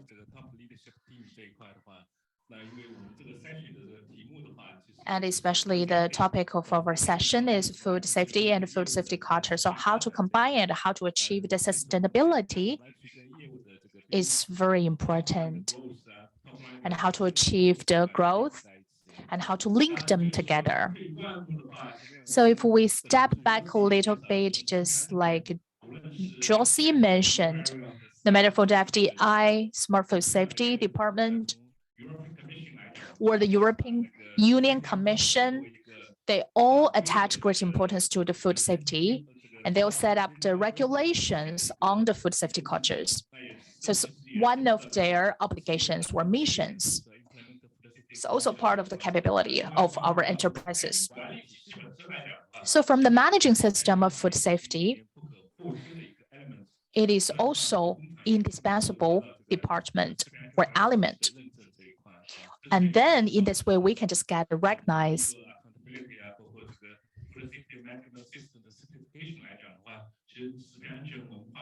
So food safety culture is the milestone. So Hattie, would you want to share some of your thoughts? So I'd like to share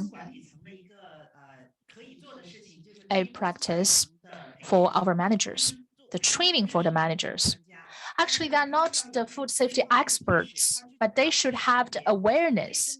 They can identify it. So I'm going to share with you an example.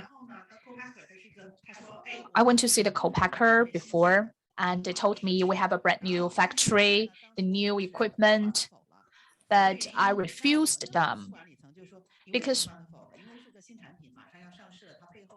our managers asked me why I just refused them because it's a new factory. It looks very good.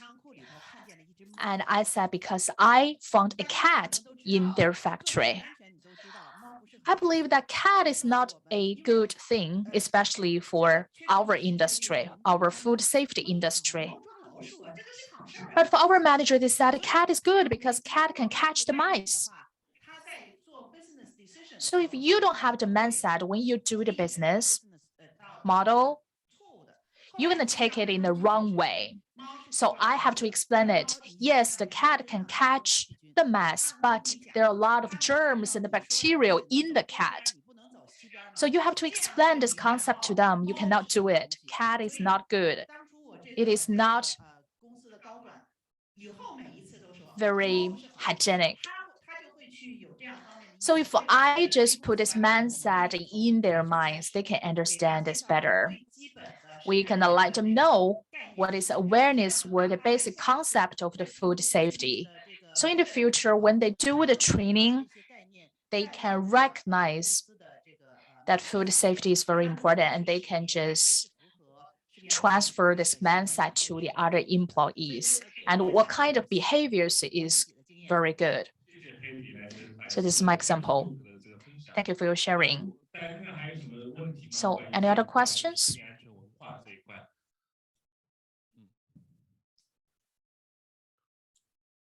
I don't know if shall we you want to say something before that we close this?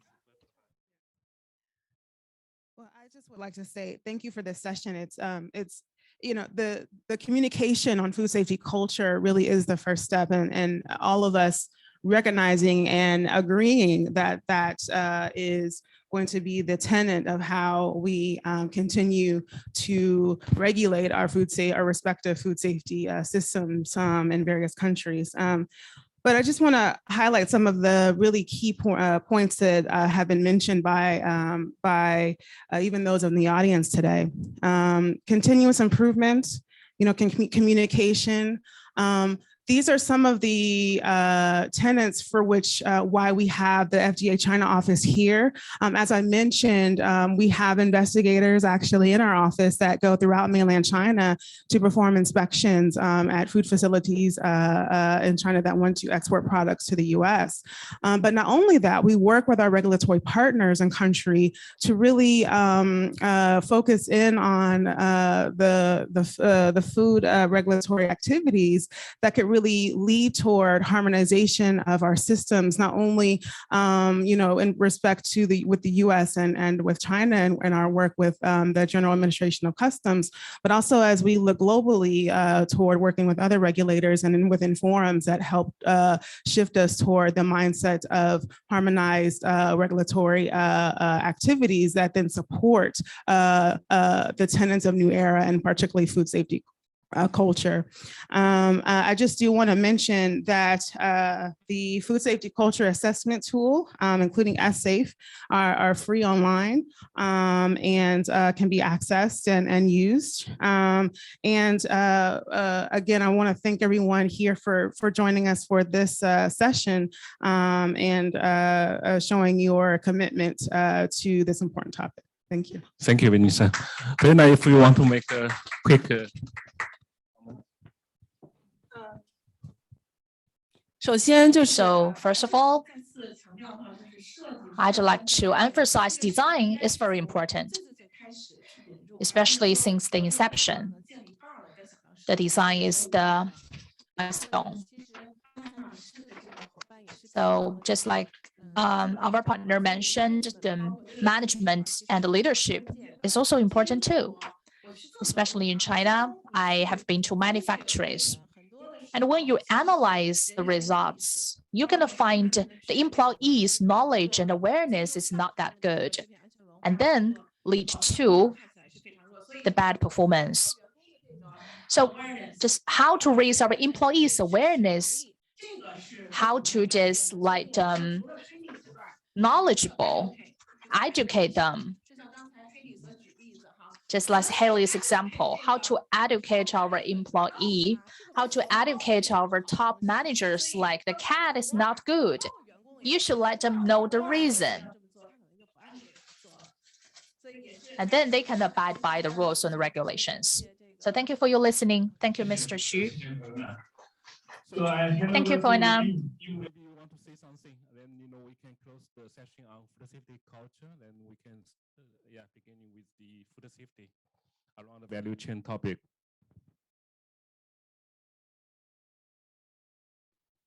If it's okay. I guess it was a great first part of the session. That means what in address is mainly anticipation.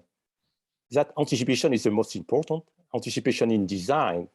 And as I said, the most important, everything can be shaped around people expertise and knowledge. And food safety culture is part of that. What I would like to point out is, food safety culture must become global. That means every country must put that into their guidelines or in their regulatory framework in order to ensure that, food safety is really top of mind, not only in the US, not only in Europe, not only in China, but everywhere. That means our mission now is really to convince every regulatory partner to take that into consideration and put that in their regulatory framework. Globalization is a fact. Food safety culture must become global as well. Thank you. 食品安全确实是从价值观到 Yes, I totally agree. Actually, from mindset to behaviors, from good to great, food safety culture is very globally.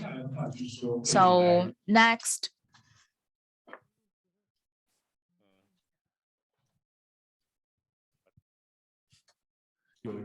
So actually, we have a question from our online audience. So if you want to build a food safety culture procedure, and our regulators always believe that we should provide a documents, but we said the culture is a kind of mindset. We cannot just depend on the documentary. So if I want to build a better framework, how the Danone do, or how the other industry or companies do, because this is a very important element. So in this whole assessment system, so what we can provide, could you just provide some related paper or documentary to support or visualize the food safety culture? So any suggestions on this question? Jason?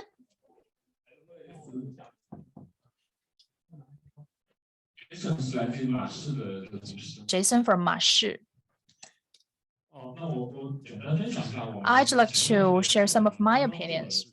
Actually, in China, in our company, do some practices in our factory. And we cooperate with our partners.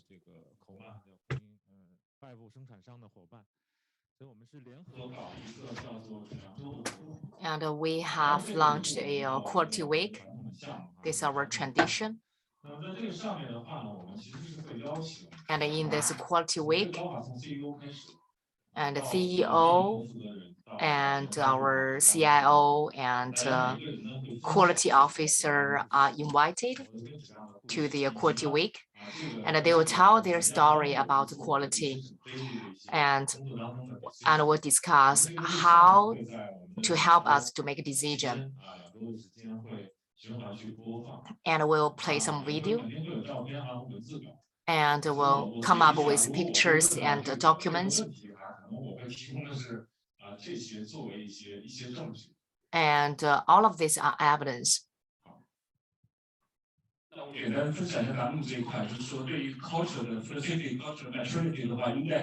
And Vanessa just mentioned that, and there is a tool is used to measure and to quantify the effectiveness of food safety culture and the matureness of food safety. And we have a mechanism. And the auditor will come to our company, and they will observe if there is some food security culture, and whether there are some behavior and practice, and they will walk around and listen to the ideas from the employee, and whether to talk about the food security culture, because food security and food safety is a responsibility of every employee. And they will come and to feel. And they will look at whether the culture is promoted in the community.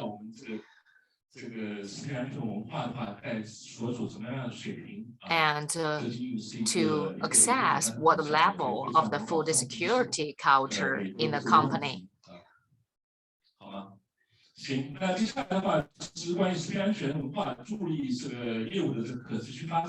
So food security culture can facilitate the great operation of a company. And we also need to look at how the standard can help us to obtain sustainable development. And in our agenda, and Professor Jia from Alibaba mean to do a consultation presentation. And now we would like to give the floor to Sulina from USP China. and to talk about how the standard can ensure the sustainable development of food security.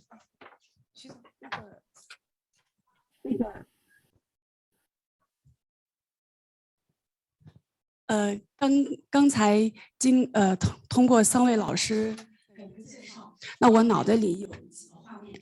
第一个画面 And 就是 just 说， listen to 3 keynote speeches and quality by design and safety by design are very essential 不知道 for the 大 whole 家 process of the 地 food 上有一张 security. And there's a very famous picture in 一个 LinkedIn. 瓶子里面的瓶 And 底 there are 2 bottles. 丢很薄的这个 And in the bottom of the bottle, and one 这个金 bottle there's is a coin, 这是什么意 and 思呢？就 on 是 the 说 other 你在没 bottle, 发生问题之前， and is full of the 因为这 coins. 之前，你这个 quality 和 safety 的投入就只有那么一点点有限的， And 但是发之后， it 您 means 这个成 that 本， your 这个公司的 investment on food security is quite a minimum when there's no accidents. But when the accidents take place and you invest a lot of money and you are willing to pour a lot of money 有一 on 个比较 building famous 的 the 事 food 儿，就一只 security 鸭子， culture. 鸭子它浮在 And 水 there's 面上， another 它有 picture, 羽毛，它有头， there's a duck, 它有 and the 脚， duck 那也 swims 就是意味着 in the 就是 water. 标准，它可能有头有脚也有尾， And 但是说你符 when 合 it comes 几 to 个主要 standards, 的 the 这个 standards 它就能证明这 has 只鸭子 has 所以说 toes 这个 and 时候 has 就 a 轮到一 has 个 has 标准 has 概念 had 这个标准是不是能从正反两个方面来 and 证明 then we need to talk about the standards. 所以呢，我今天来给大家介绍一下USP So I would like to 食品源 introduce USP 食谱 food 中继 ingredient 第一 and 点是 dairy supplement supplier chain integrated solution. 徐总的邀请。 And thank you for the invitation.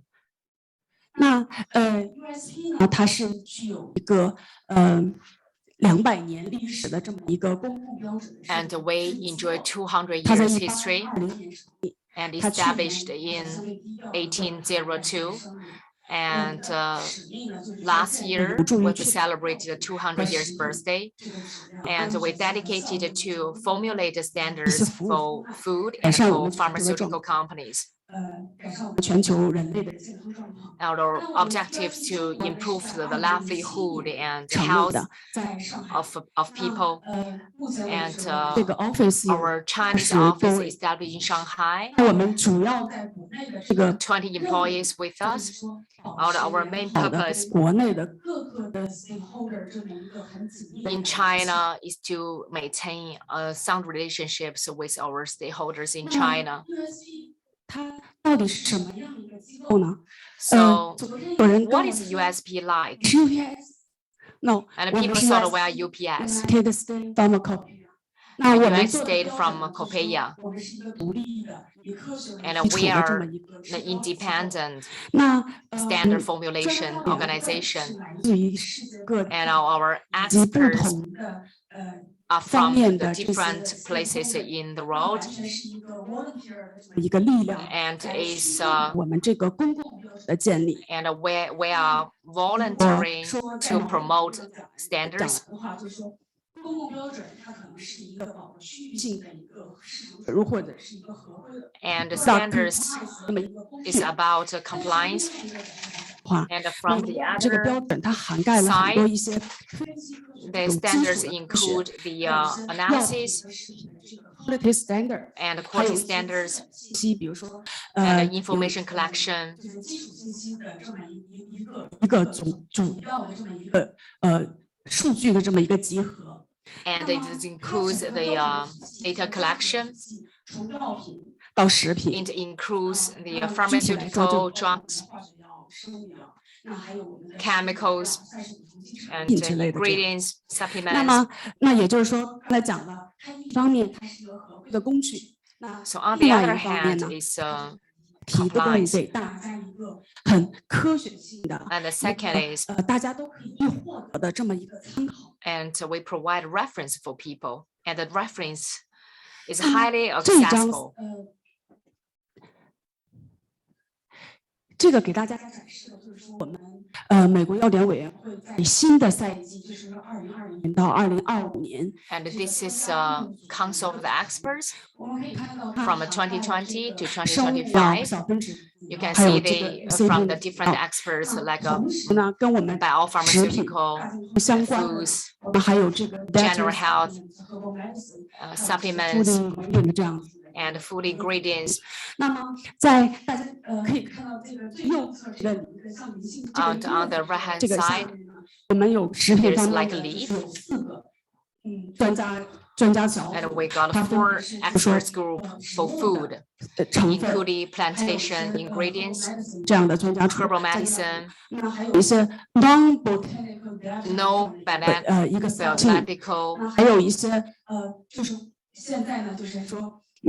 safety 是最基本的 and safety is your baseline. 有一些很多涌现出了很多的一些新的原料、新的产品 and some new ingredients 或者是老的原料的 stepping to the new markets. 所以呢， And some 这个地方 old 我们会 ingredients are 增加 used 了 in 一 a new 个 way. 这个administration evaluation 和 label 这样的一个专家组成。 And we add label experts and nutrition experts. 刚才在另外一个 meeting room In the other meeting room, 的一个 food ingredient 的一个科学家 and our experts from food ingredients just delivered a presentation. 那么USP 它是一个非盈利的组织，它 USP is NGO. 产品是reference standard， and our main products are reference and standards and some documented standards. So today I would like to introduce our 3 main standards. Food Chemical Codex and documentary standards and reference standards.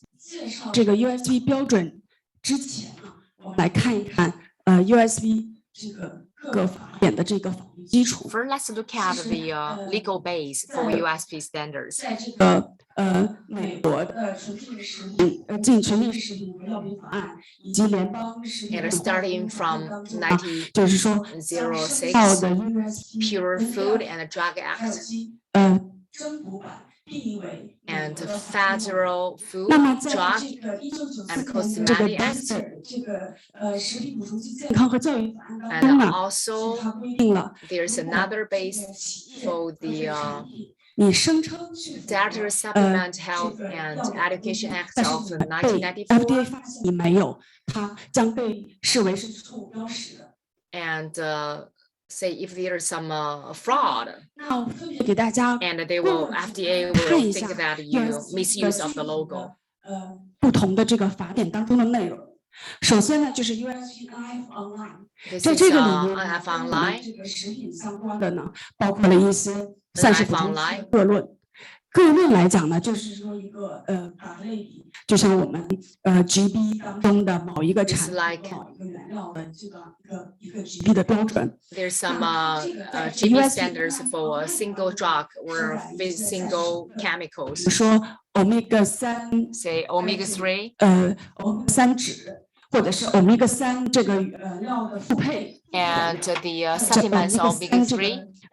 以原料做成的这个 capsule 和 tablet and 制剂的 capsule and a template of the omega-3 standards. So there are very detailed standards. 不被 US FDA 批准的这些成分。 And we include some ingredients that's not approved by EFFDA. 我们的 Food Chemical Codex。 And this is Food Chemical Codex. 这个法典呢，就是说在21 CFR 当中是以引用的方式，它被赋予它这个法律地位的。那同时呢，它被 And we have cited 也 the references. 法规的认可。 And we also recognize the regulations from the other regions. FAO 和 FAO Codex 里面有 JICFA。 那通常这个 JICFA 和 The JICFA and FCC 食品企业作为它这个 are considered the global sourcing material benchmark by a lot of food factories. 包含了一些食品原料 It includes ingredients, additives, processors,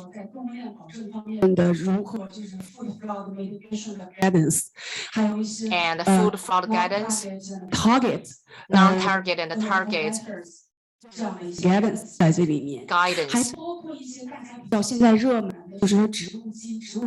And it also includes the plant-based protein and profiling,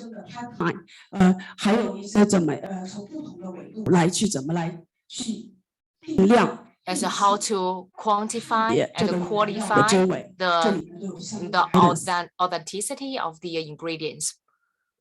那么第三个呢，就是说是跟我们这个大健康领域当中最近也是 And the third one is closely related to our health. It's the supplements compendium. So I would like to elaborate the structure of the supplements. And there are some unique standards for certain ingredients. And there's some general information and some assumption and applications. All the information are included in the compendium.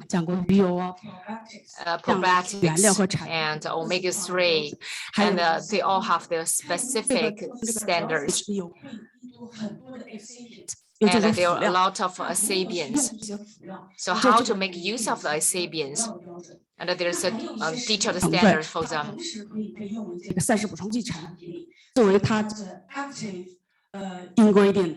And some of them are considered as excipients or active ingredients. There are several blocks.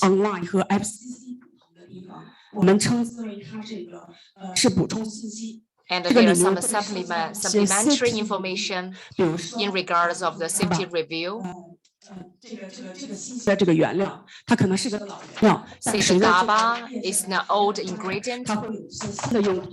那么 USP 再把它收载在 USP 这个 So under the qualified standards, we're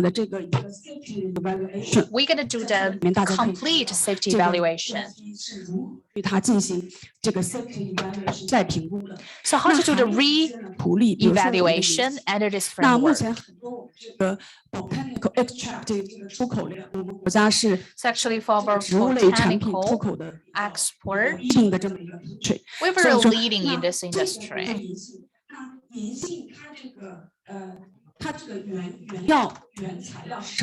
So what is the material, the raw material for the jingle? And what is the chemical profiling in it? So at this moment, under some regulations or the rules, we also have some standards here. So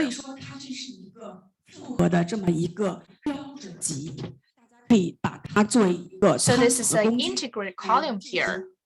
We can get some reference information here to get a better understanding of the cycle management. 那么第四个呢，就是说也是刚才讲，在另外一个 meeting room 里面有很多国内的专家在讲 about USB herbal medicine, the compendium, HMC. So the HMC is free online, so we can get free access.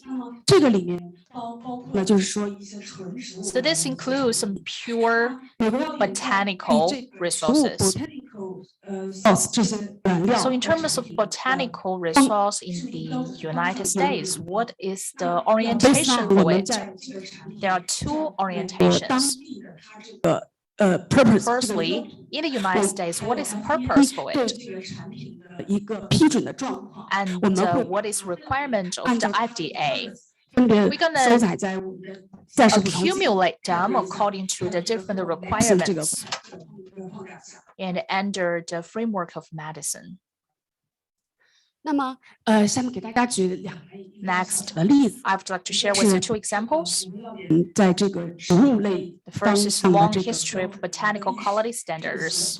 它是被广泛用在 The US 这个 valerian. 市场上的一个植 So 物 valerian is used widely in the American market. So thanks to our farmer 就是在我们食品业当中是有一个先导的作用。那在这个大家可以看到，就是在1820年的时 So 候， in 1820, the standards 它就 of 是一个 the 配方的 pharmacist 组合。 is how they just 年以后 combine 呢 the 我 different 们 US 对这个 materials or 协调的标 medicine. 准包括了你这个 But 2020, 定性定量 actually we have the very strict 整个 standards and 它这个 requirements label of 它是要 the 完善的这样的一个 pharmacist, like the labeling, the package is very systematic. 这个例子呢是给大家看一 So 看 this example 点的这个标准的 is fit for 制定 purpose botanical standards. 目的适用性来为基础的。在这里给大家举的例子是 So I'm going to give an example of the turmeric. turmeric 这个标准的 Turmeric 我们 as a family, 原料 we're going to 它的 cover the powder raw material, the 豆皮 powder dry extract and the dry 还 extract 有一些它的精品物，还有一些它的 curcumin noise and the curcumin noise. 这么一个 ingredient。 So a lot of other 给大家 ingredients 列举出来，还有一些这个 turmeric 这些成分的 tablets， as well as other tablets. I didn't put it in my slide. 中间这个 intermediate product 到最后这个 final 这个 dosage。 So from the initial part to the final part, it's all included in our standards. 那么还刚才讲了植物，现在我们来看看 So now let's talk about the probiotics. 还有这个代谢组学这么一个概念，在这个益生菌品类当中是深受这个企业。 So actually the probiotics is very popular. 在这里给大家简单的罗列了 And 一 the 些 USP probiotic, the effective 的 monographs and the 上面 general 的各论和通则。 chapter. 那这里给大家讲到，就是说，所有的 USP 在生效的这些益生菌的各论当中，都是 based on So all these regulations and rules just based on the strain level. 作为菌株来说，它是个原料。 So for the strain, it is a raw material. But for the different strains or the multiple strains, 在一起做成一些制剂。 it will be integrated with each other, and then we can just produce the drugs. 原料也好。 The raw material from some extent is universal, but how to just make a evaluation of the quality? 那么在这里还要强调的就是说，我们 I also want to emphasize that our USP 这个膳食补充剂就是跟 is also doing the 相关的 administration supplement and safety evaluation. 在这个膳食补充剂法典当中 So in the supplement 如何对这些 articles, we can see how the USP to do the self-evaluation on the separated strains. 菌株的标准， And we also have some in-process 也希望就是 evaluation. 企业界跟 USP So I really hope our partners, no matter the organizations or the companies who can join us and to investigate more.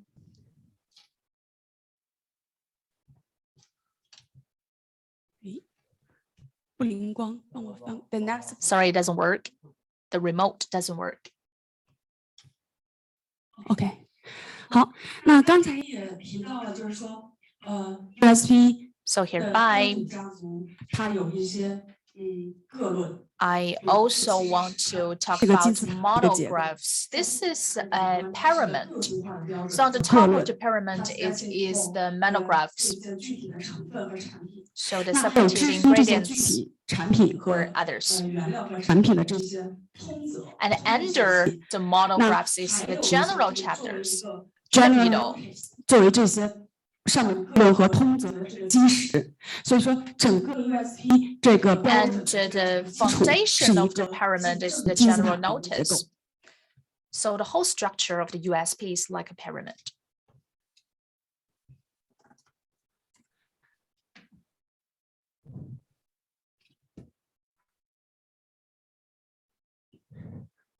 The next.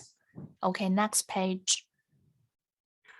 OK，那 USP 建立标准呢，它是以科学为基础的一个 So transparent 的这么 actually, 一个过程。 USP is a transparent process was based on the scientific research. 那在 USP We will say the safety review is the 品类是否 milestone. 进入到 USP 这个 public standard 当中， So 首当其冲的 if 是 the 进行 products can get involved in our 我们会通过 USP framework, we're gonna do some reviews and 在这里给 assessment. 它一一去赘述。那比如说，在我们这个评估当中 For example, during our evaluation, 和动物实 we're 验的 gonna 一些数 do 据， some data or statistics from the labs or the regulations or 说 rules. 有些膳食补充剂的产品，或者是有些活性的一些 ingredients， I want to add that some of ingredients 有可能会跟你其他的一些 may 产品，或者是比如说 have 你在吃膳食补充剂的 some 同时 reaction with the other drugs. Maybe you're gonna have some side effect. effect 的一个作用。所以在这个时候，我们会比较着重。 So at this time, we have to do the reaction and do a new evaluation to the side effect. So after the evaluation, after the review, it will 在我看来， step into our 标 USP 准 system. 这个 quality 和 safety standard 这个流程当中有两大来源。 So in the whole system, 简单来说， they have 就是两 two 大 origins. 来源从 USP The first come from USP 市场 itself. 或者是北美，或者是说 global 这个 market， And 这个 no matter for the North American 我 or 们会 global, 发起这个计划。 we're gonna be the initiator. 各个行业。 And the next is from the different industries or authorities from home and abroad. So these two origins come together to become our standards. And we have three features. First one is we're gonna let the public get involved in this. 评估 Because the evaluation comes from our public. And the evaluation committee also comes from the public. Maybe the different industry, different business from home 在这个 abroad. 标准上的Secondly, 我们会放在要点论坛和 FCC 论坛上，给大家提供90天的这么一个 open comments 这么一个机会。 the comments. We're going to provide the 90-day open comments online. 一个变化一个 updating， So you can just find updating online. If you cannot find any updating, you also can ask our 的一个过 employees. 程。那第三个呢， Third, 持续修订。USP 的标准没有一个停步期，一年它都是给开放的 continuously 只要某一个 revise. 给打个比方，某一个我们国内的食品原料的出口的一个企业，他发现 So we can do the amendment 对它 all the time. We cannot just stop it because we have to update 它可能引入了 the 一些假 documentary or the 公寓 standards. 当中引入了假 For example, for a factory, so during the process, maybe he gonna introduce a new material or new 配的一个 document ingredients. So hereby, he has to provide a new document to our HSP. So we have to do the evaluation again 把它给 finalize 出来。 and then finalize it.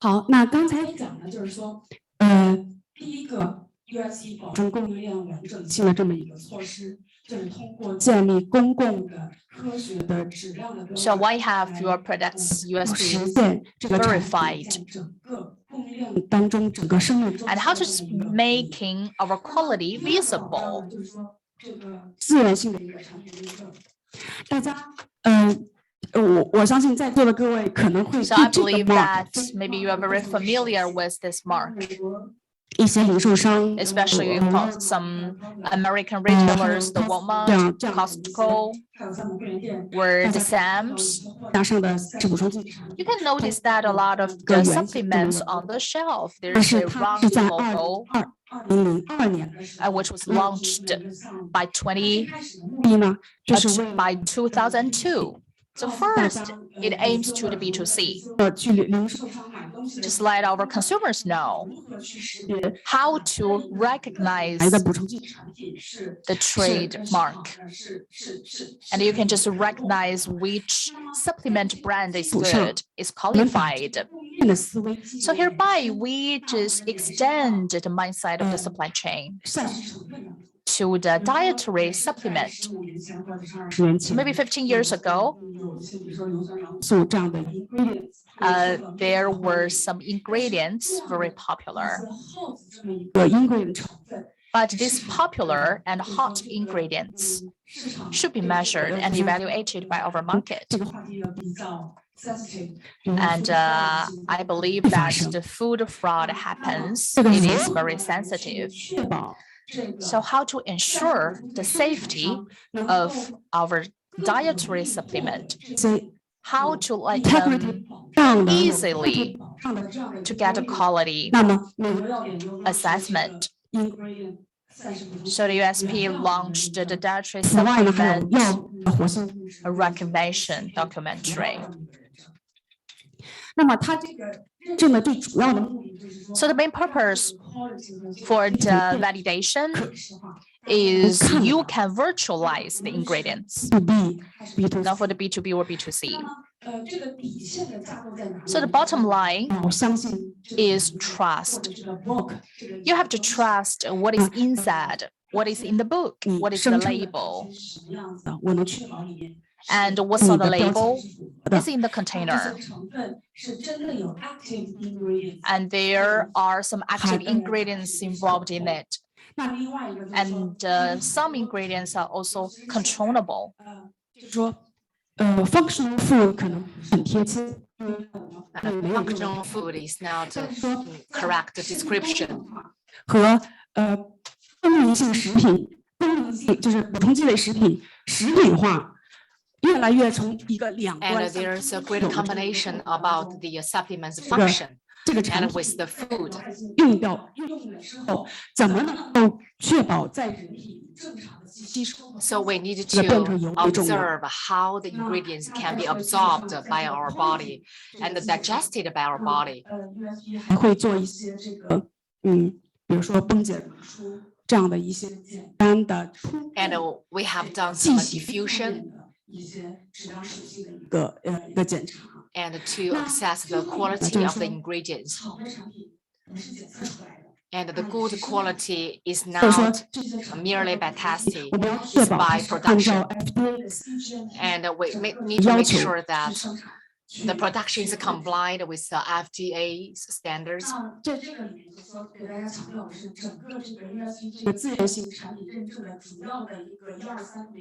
And this is the approval verification phase. And this on-site audit of the facility based on 117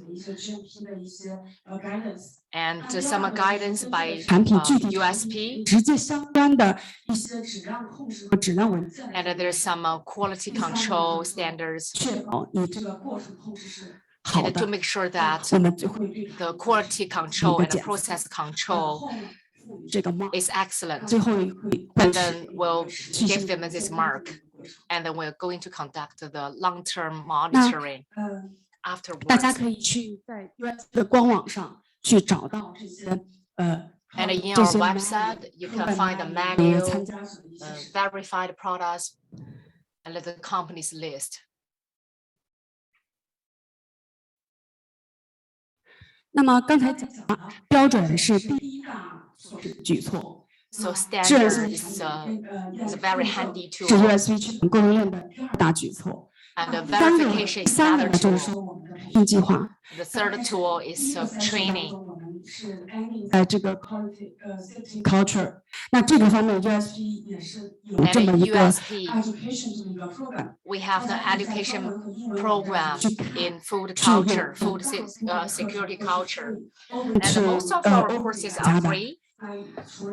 化的课程。那么 and 在一 except 些 for some tailor-made courses. 那我们也会跟 And just now a 去 question 做成这么一个 is regard the new employee 新员工会一 pairing 并经营 and 到 how 员 to 工 train the new 对他 employee. 这么一个 training。那我们还有一个计划的就是 And we got 校 another 园 training program is 就 to 是说无论是 get 药 into the 品还是 university, 食品， no matter it's a 高校的食 pharmaceutical 品 or 怎么样 or 是 drugs or 初校之 food, 前都会培养这个 quality 和这个 safety 这个 and sense。 to cultivate the sense about quality, about safety for students. 那么今天这个话题简单的做一个总结， And I would like 确 to 保 summarize 供应链完整性这个解决方案的3点。第一点呢，就是通过建立公开透明的 and we need to establish a transparent 来 base 确保产品整个生命周期 and to make sure the safety and 那第二 quality 个 of the lifelong 品 products. 认证 And the second is the verification 这么一个可视化的 and to provide a visualized B2B 也 and 跟我们今天的 B2C 这个话题 certification. 就是如何 And the 是 third one 高效的、新入职的， is to cultivate the new employee 的这么一个culture 和这个 science。 and to make sure that they understand the food security culture. 好，谢谢大家。 Thank you. Thank you, Serena, for your sharing. Standard is really important. And it's a base for facilitating the food security culture and analyze from the scientific base and a scientific angle. And she mentioned about the open consultation, open discussion. But I believe that the promotion of the standard also requires intensive training to establish the awareness for employees.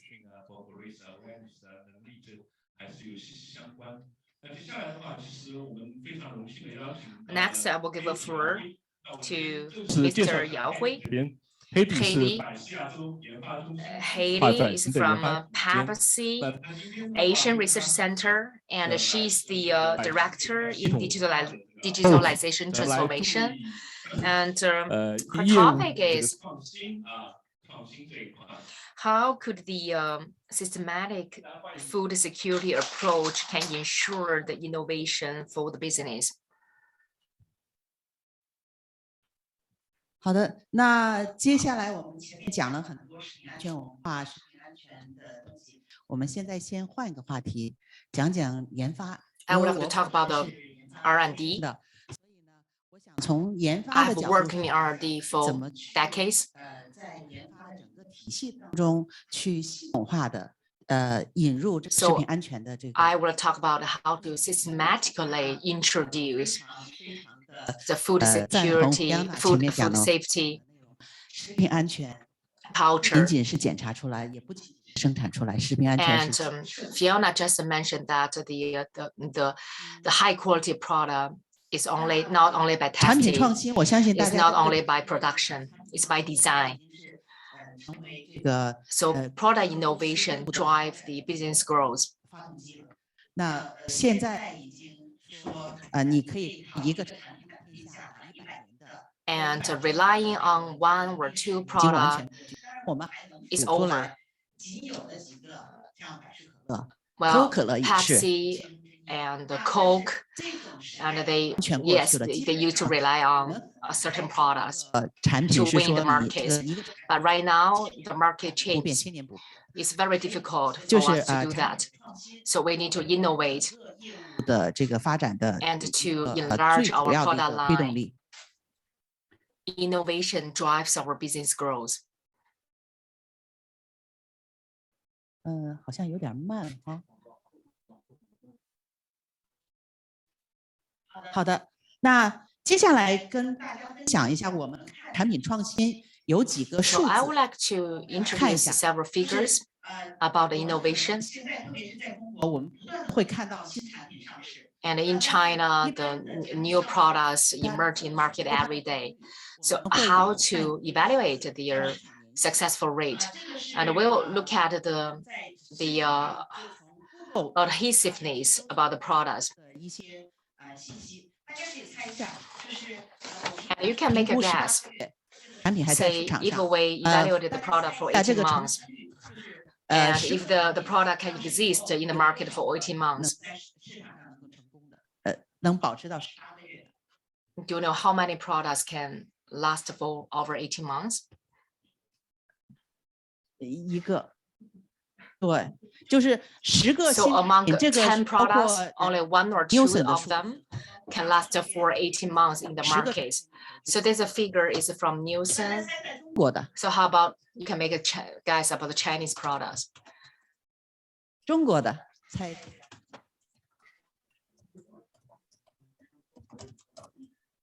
20个。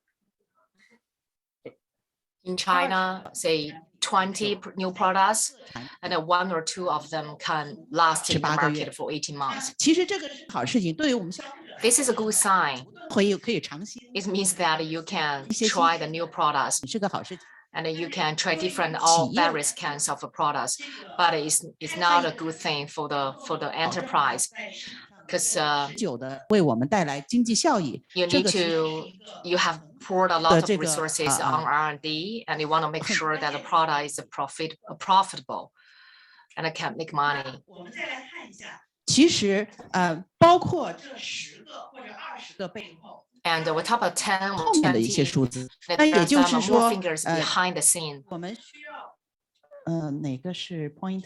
哦，这个是 point， 就是当我们需要确保有一个产品上市的时候， So if we get 有1 7 product 的概 goes 念， on the market, 就是有7个产品创新的创意在 and 后面 you probably have 7 innovative ideas 分析， and 然后呢， 4有1.5个 step 进 to 入 the feasible study and 1.5一个 to 产品上市， R&D, and 1 这个后面 product will go to the market. 有巨大的财力， So it requires your staff, resources, 等等的 time, and money. 也就是任何一个产品，就算它上市了， So even 它 you 后 see 面 a 的这些 products on the markets and their investment 怎么 is 去保 huge. 证这个产品上市了以后它是一个安全的？当然， So 我 how 们 could you make sure that the product is safe?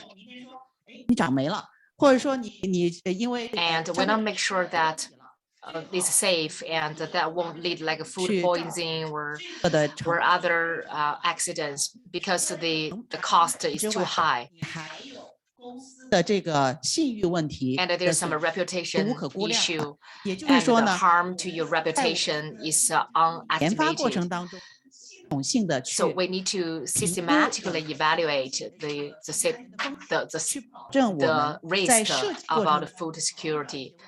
后有效的去管理这些问题。好的，那这个呢势必在对于企业来讲有2个问题，我们需要去来解决的。 And we need to solve 2 我们 issues. 怎么做正确的产品创新项目？ So 第 how 二个 to 呢是怎么 do 做 the 正确的产 innovation 品新 products. 项目？ And the second is how to choose the right products to do things. 分别有2个不同的 process And 来 there are 管 2 理的， processes for 系统化的 each 一 of 些流 them. 程来管理的。 There's some systematic working flow.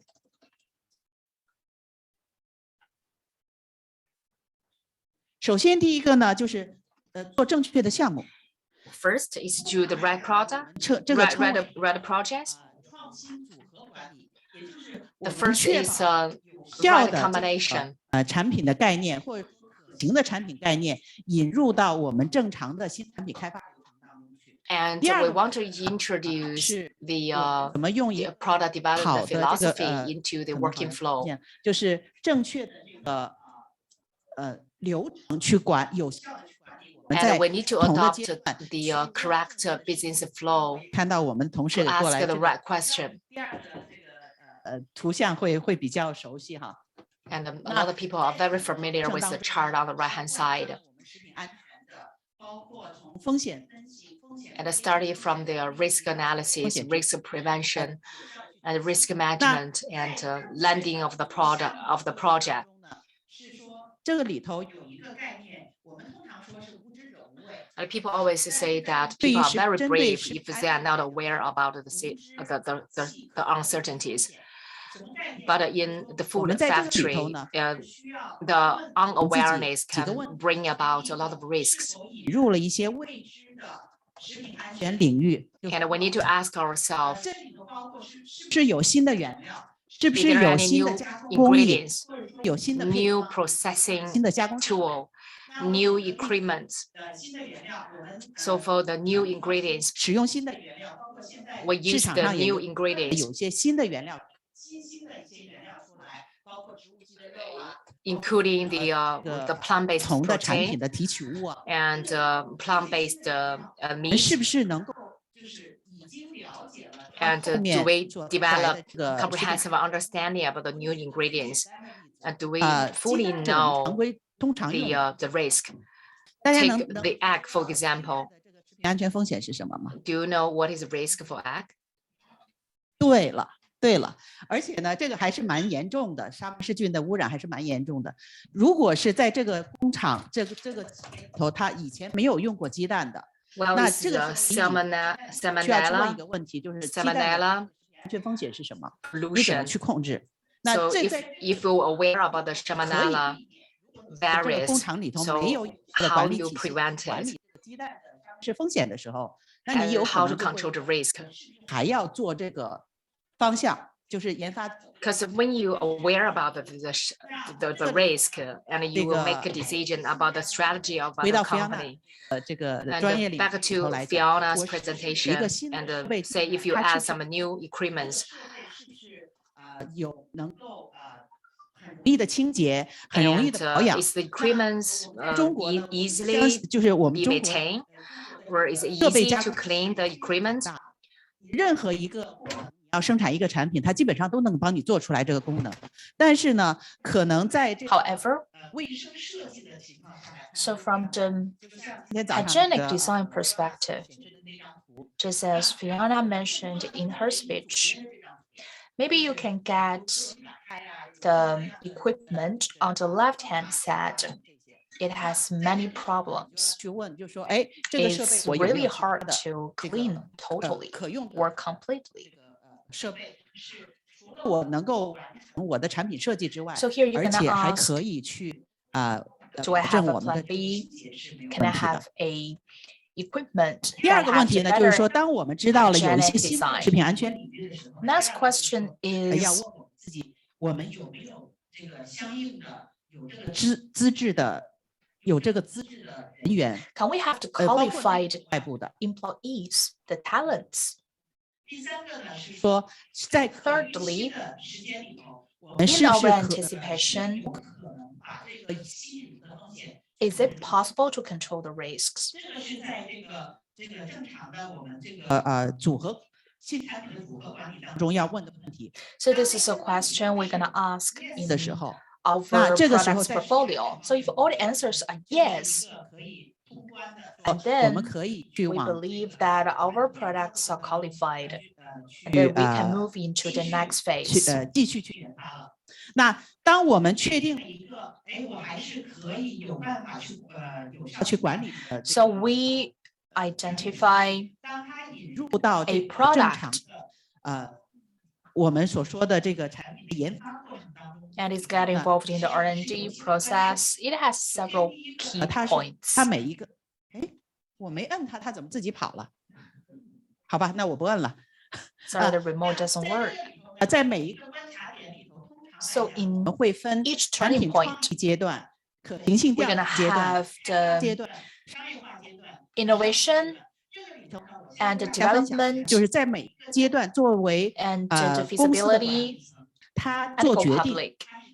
I want to just let you 首先， know 第一个 how our 对 managers 于食品安全来讲， were the senior 这是 executive to make the right decisions. 第二个观察 What is their consituations? 第二个观察就是 So 我 for 们 example, on the 认为这个 second phase, when 高 we 可以去引入到新的生 investigate the 正式 feasibility, 的开发 we think it's 中啊 okay. We can just use it. 公司作为业务的关卡，它是要决定两 So our company will determine 要 the 投 two things. The 这个 first, 有效的 if 一个项目组 we can just invest 去研发 into a working 我们是不是要 committee 研发的财力。 The second is if we 那在 can 这个时 invest 候 money or time on 我们 it. 要回答在 So 这 we have 个 to answer the two questions 过程 on 当中 the food safety. The first 我 is 们需要做的工作是进行 what 这 we 个 should 食品 do. 安全的潜在的食品安全的这个风险 And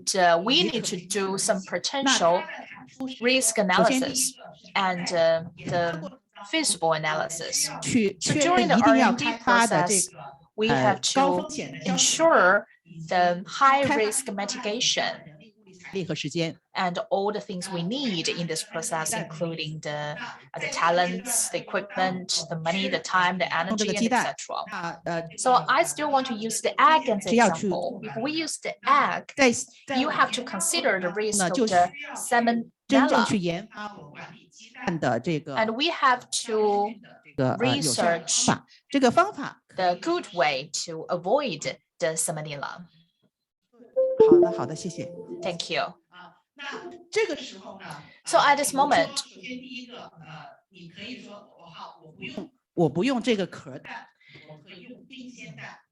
那但是有 if 些 we 地方 can 可能 use 觉 the 得 fresh 这个 egg 运输供应可能有问题。 replace the normal eggs, 冰鲜 if we gonna use the fresh 面的处 egg, 理是应该 how to 把它怎么去 just operate the 最后怎么 outside surface of the egg, how to the disinfest. So these solutions, mitigation 的方 we 案 call it mitigation. The solution is very important. We have to develop it, and then we can get the results, can identify it works, 进入 and 正式的 then we 开发 can 流 move 程。 into 开 the 发的过 development phase. 呢，对，开发阶段呢， So in the 这 development 些 phase, 有效的方案的消解方案， just how to develop this 证明它 mitigation 有 and 效， do the validation. 还要配合相应的食品安全的管控措施， And we also need to take some safety 这是最基础 measures. 的。但是 like 除了 the GMP 之外， GMP, 它还有一些 it's very basis. 这个 We also need to 比如 consider 说 the 像 other 鸡蛋本身也是一个 premise. 过敏源。那我们在整个的 For example, maybe some people 如 are 果这个 allergic to 是一个新的过敏源 the eggs. 的过敏源的这个管理程序当中呢，就需要 So 把这个 in the 引 allergy 入进去。 management, 在我们 we have to just consider this issue. 以后，它得出来的结果在食品安全上面的那有几个它的产出。首先，第一个，所确定的高风险。 And we have to identify if we have already mitigated the high risk, or you have to just ensure the risk can be 它 controlled. 这个就是在食品安全里头讲零风险是陈老师说的是我不 So 说。 sometimes Mr. Chen said the zero 通 risk. 常来讲呢，我们在食品安全的管理过程当中呢，是它有一个可控的范围。第 But 二个呢， actually, 就是 if the risk is controlled, 解的这个 which is the 这 issue 个 we 管 have to 控。 consider. Second is the measures. And 有一些 said 时 that 候呢，你可能会需要去引入更 sometimes you have to introduce 这 a 个安全管理体 specialized 系，就除 food 了 safety system.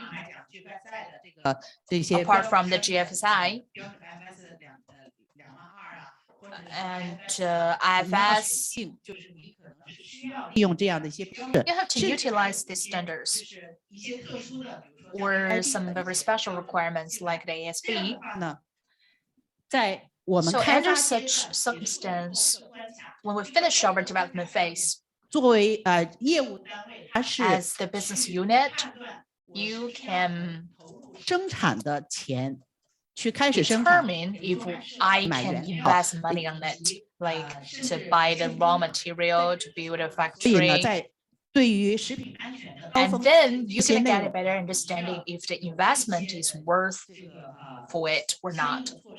都确定了，已经是说我们可以管控了。在这个时候 And 进 at 入 this 商 moment, 业生产， we entered into the production, the commercialized production, 产品开发的这个设计具有效的进行 and we're going to 而且生产足够的量。 produce 对于食 the 品安全 production 的相 according 关 to 的 our 内容， design. 第一个是这里头还有一个概念，就是我们在前面如果消解方案在开发过程当中是实验的有效。So the 在商业化的 validation 时候， of the mitigation, and we can 这个 implement these measures 能够 in this 持续的 phase. We also have to ensure the employees 措施是有效的被实施。 can take the effective measures. 头就讲到培训了， And hereby, I'm going to 关于 mention 食品 trainings. 信息管控方 We're going to put all the information related 传达 put in our training and to educate our employees and our companies. 再回到我们食品安全 So we're back to the food safety 培训是 culture. 非常重要， Training is vital. 知识在研发 As 定 long 了这些 as 知识， we grasp the related knowledge 同时呢， and then we train ourselves, 系统 educate our 这个培 employees, 训教的 let 员工是 system 有效 follow 的 us all the time, so we can achieve a good 这里 result. 要求，不是说 Last, 哦，我 we're 上了 going 多 to 少 check if the result 是 can 这 meet 个 demands. 得了100或者得了多少分，最后还是说他 And 的 our 这个 employees' performance 果是符合要 are 求 very 的。 所以 important too. So during the whole R&D process, 这个系统性 how to manage 同 food 时 safety effectively and systematically.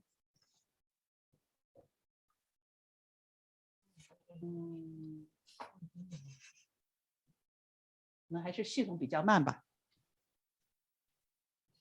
Sorry, take some time. 好的，那这里给大家一个概念，就是我们 So 我 hereby 们 I 所 also 说 want 的 to 这个 introduce a 系 concept. 统的，它是一个 So 从 what is systematically? It's from terminal to terminal. 好的， Okay, 希望它不要再动了。啊， we can stop here.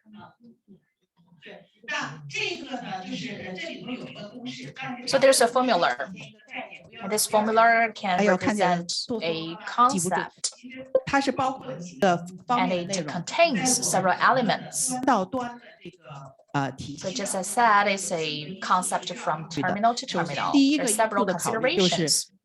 The first one is 风险输 the 入， risk 风险输入 input of our food 它的 safety. 这个沙门的风险 For example, the salmonella of eggs and the microbiology risk. So all 减 the 去我们 input 在工艺设计过程当中设计进去的 minus 化解因素， the 比如说这 mitigation 个elements.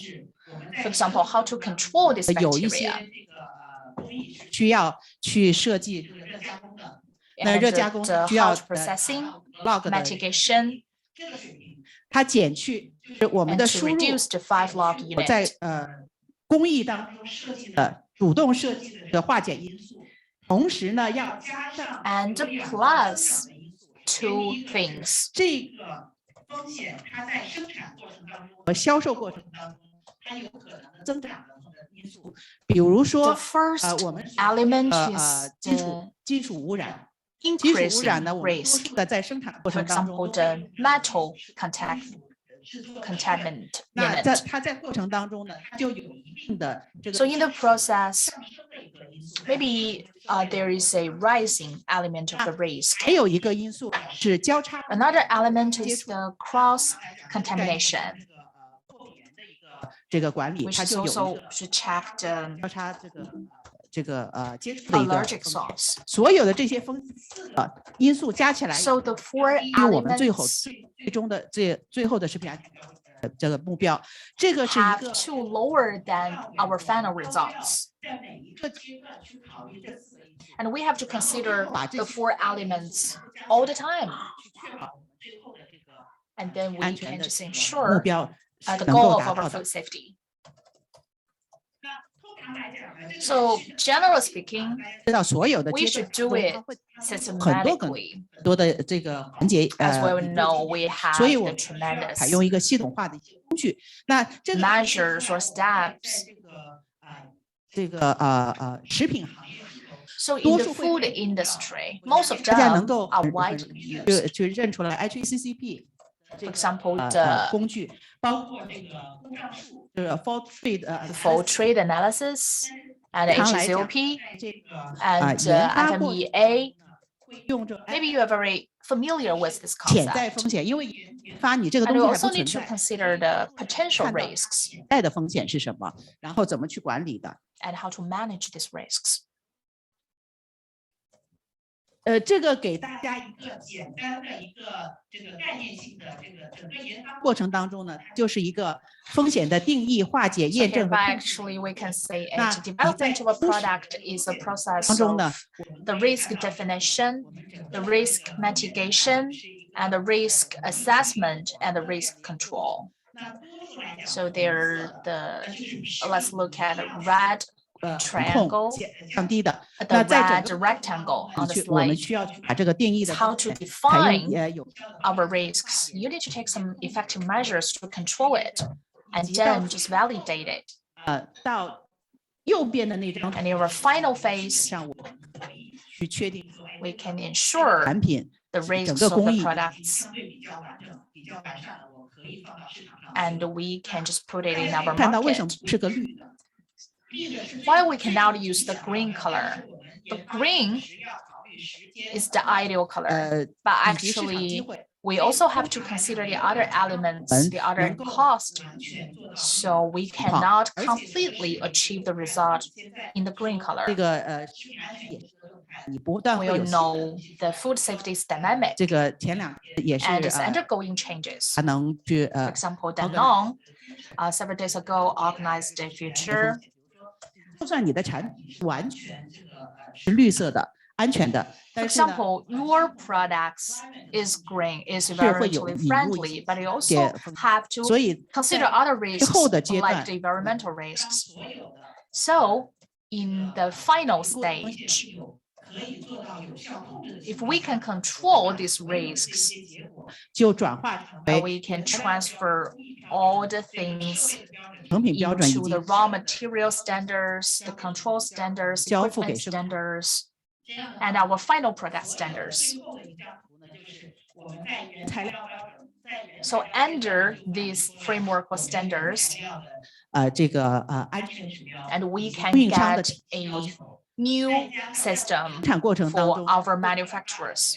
食品安全的管理体系， And then we can just set up a solid 就会 food safety framework or system, which can be shown in our factory. 防性的一个包装设计， And actually, which is shown in each step, each stage of our production, including the 交付到 transportation, the packaging.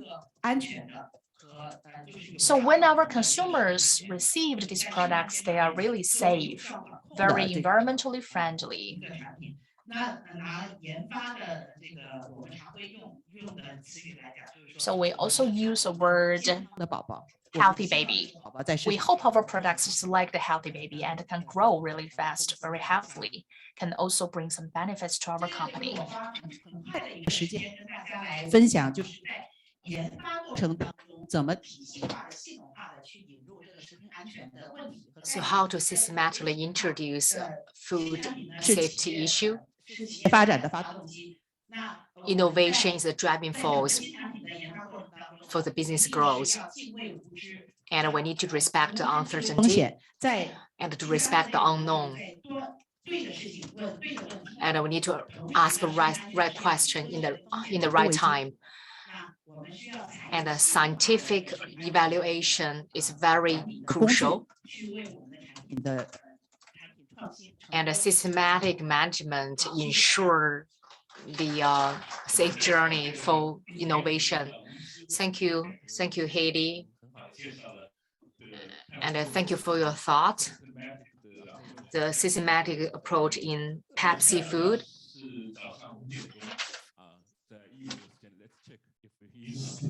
And it's 5 o'clock in Europe. Eve, are you still here with us? Are you here with us?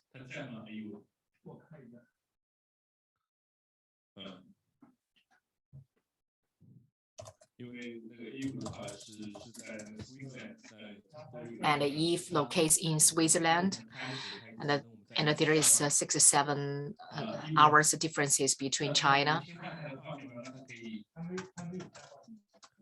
Hello, okay. Anyway, And if we will attend the Q&A session, and we are very honored to have Mrs. Xu Dongmei with cargo food, and she's going to introduce the best practice of cargo.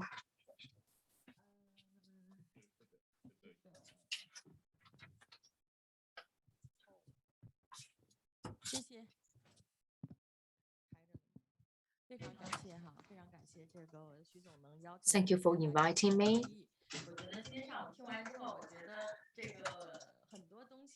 And personally, I've learned a lot from the previous presentations. And I was I was in charge of operation. And we always say that the production makes a good quality products.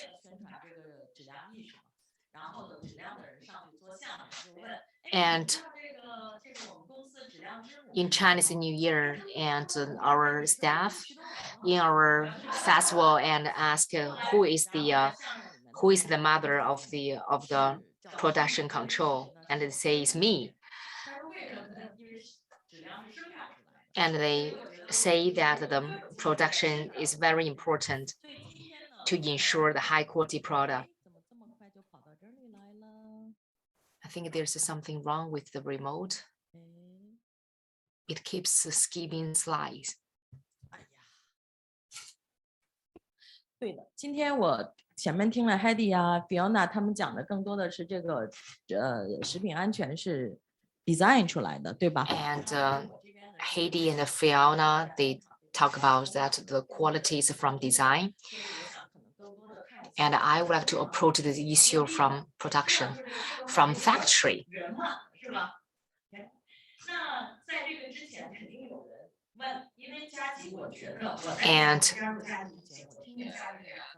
And I've never heard about Cargill before I joined the company. And firstly, I would like to introduce our company. And we are from United States. It's a family enterprise, and it's not a listed company, but I enjoy our 150 years history.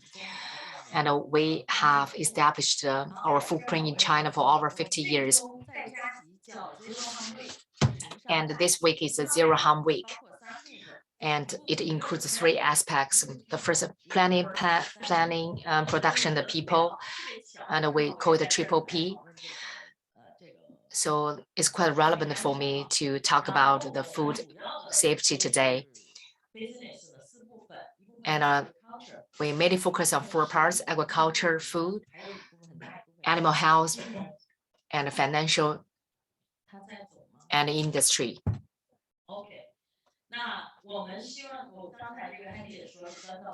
And Heidi mentioned is from one end to another end. So we started from the bean, started from the gene transformation of the bean to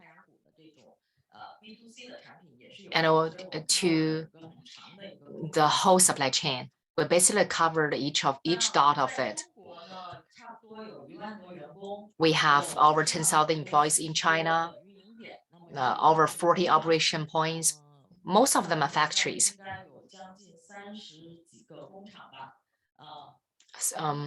More than 90% of them are factories.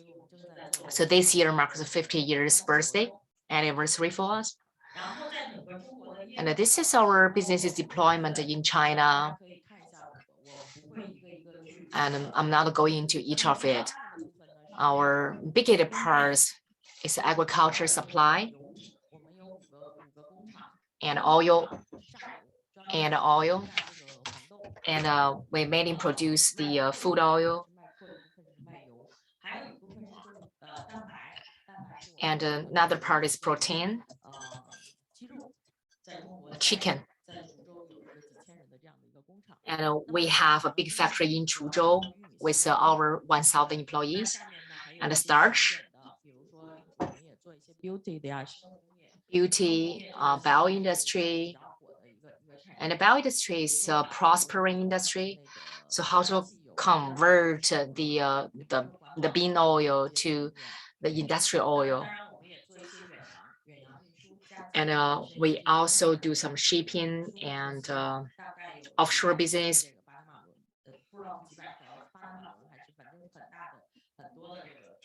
And we have our 100 ships, boatyards.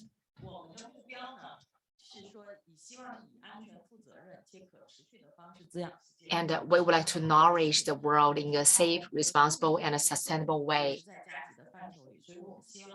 And planting is also part of business. Our mission, we want to be the most trusted partner in food. And we mainly focus on B2B. The number of our B2C clients is minimum. Our value, put people first, do the right thing. Heidi also mentioned about it, do the right product, do the right thing, do the right product, projects. It's basically the same. And for the food safety, we would like to provide consistent safety food anywhere and anytime. It's a 7/24. And we can take a 7/24 auditing. You can come to visit our factory anytime that you want. Our performance is very consistent.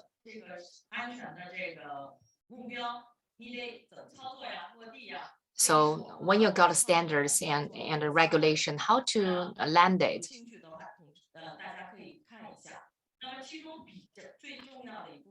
And in the following, the most important thing is accountability and user responsibility. Well, each employee should take your own responsibilities.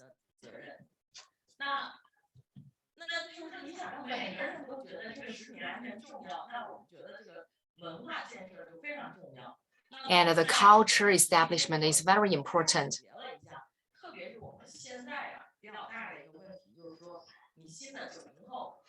And when the young people who were born after 1990, or they were born after 2000, and how to do the culture education.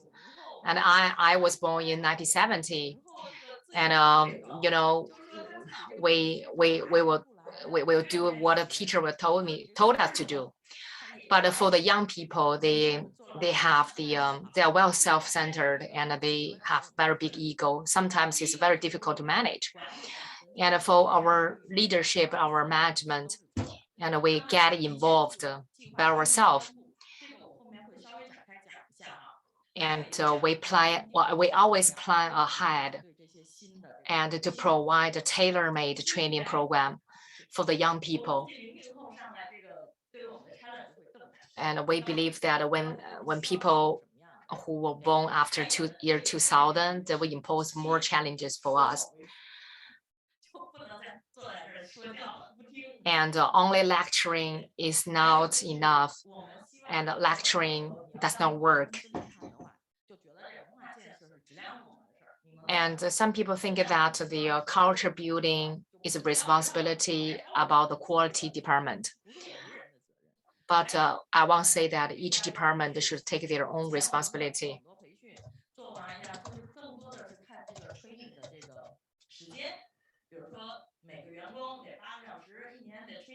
And we provide a training program, extensive training program, but we need to review and to evaluate the learning outcomes.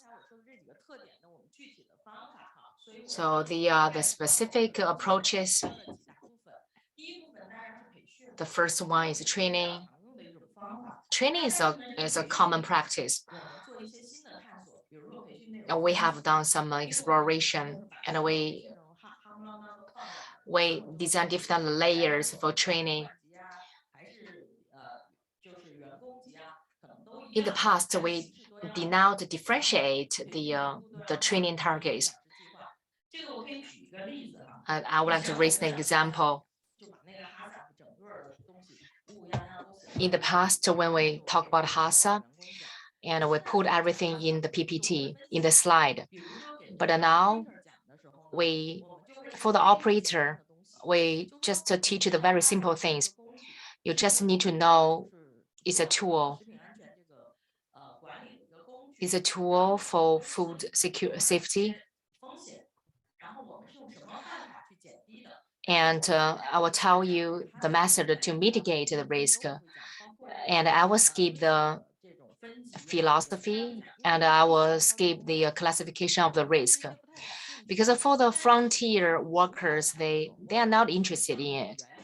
But for our senior managers, we'll talk about the in-depth knowledge and the philosophies and the concepts. For GMP, we used to list all the things.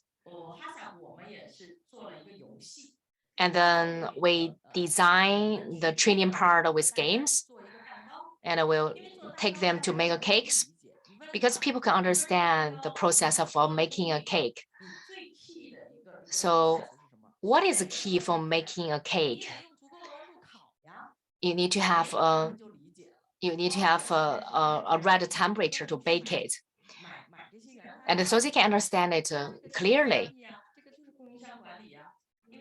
And they will understand this is the PRP and this is a procurement management. And for our production line,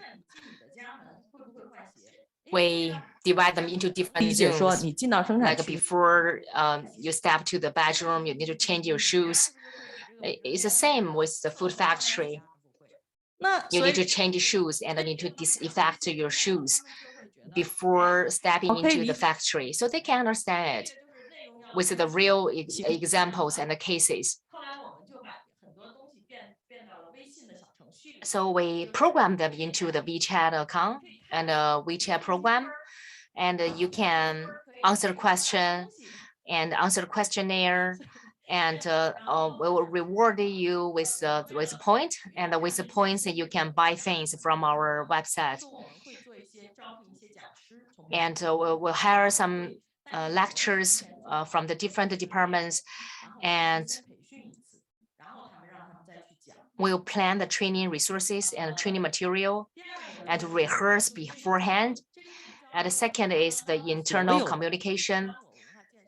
东西全部放到这里，比如说我们每年都会举行，就专门拿出一些时间去做 workshop. So each year we organize a series of workshops and to review the questions in last year and what solution we can seek to solve the issues, and any project team can solve the questions. 不是由 QA 来 leading， 而是由生产或者是其他的，就是谁造成的问题那个部门他们去 leading。对，然后呢，我们会在日会、周会，我们是有日会、周会、月会。那我们现在 meetings, the daily, monthly, and the weekly, we have the KPI of the food safety. And we also working with the ESI. Before our conference, we're gonna discuss this issue. And then we talk about the KPI. So later, I can show you the food safety card. So all of our employees can write something on this card and they can get some bonus.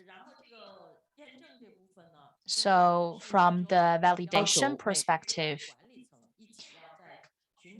and our managing team has to do some supervision. 专门去看这些有关食品安全啊、人员安全的这些问题。And our senior executive team will supervise or inspect or work around in our factory. And we also have some different ways to get a bonus to our employees.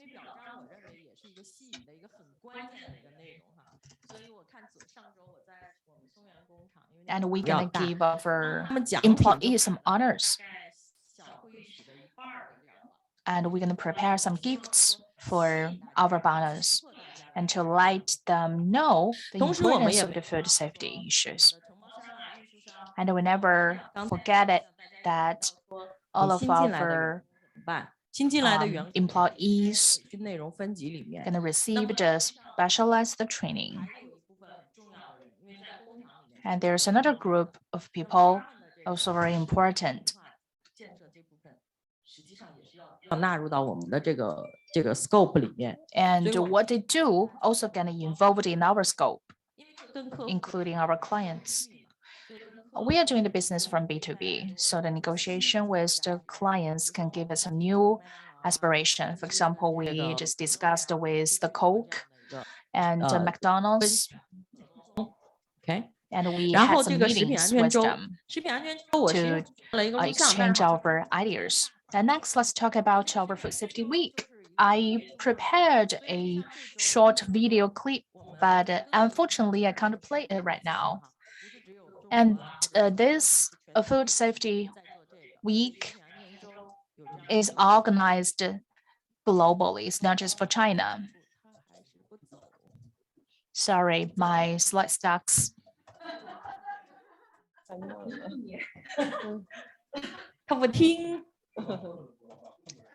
So I cannot follow my rules. 他不走，又跑了是吧？这是来了，对，所以后面是有一些例子，有一些例子。I'm gonna share with you some examples. So we're gonna give them or prepare some gifts, banners to let them participate in our activities actively. We can see this picture.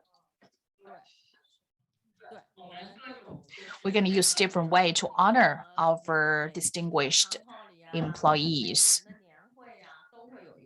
like the annual meeting.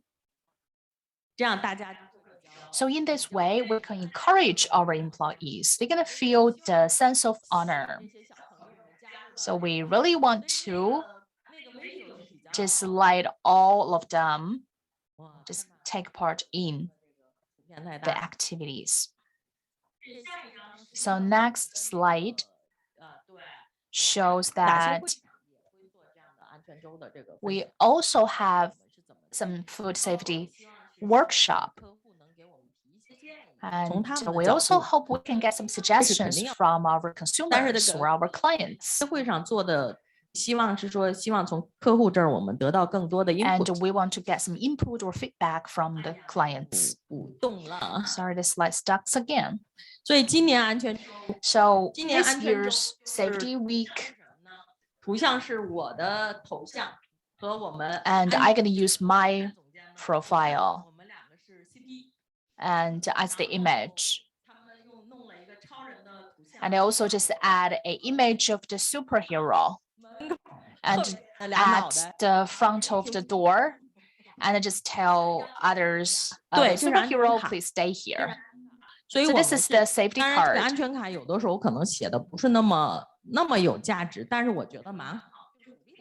And we encourage our clients to write some of their opinions or suggestions on this card. So we're gonna honor some employees who write the cards.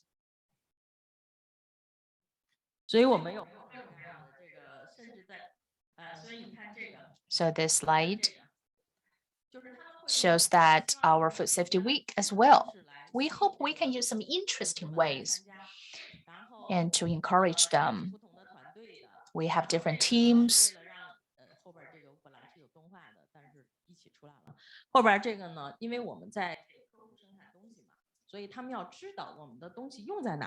And we should educate our clients as well to let them know what is the potential risks of the products. Is it from your company? Yes.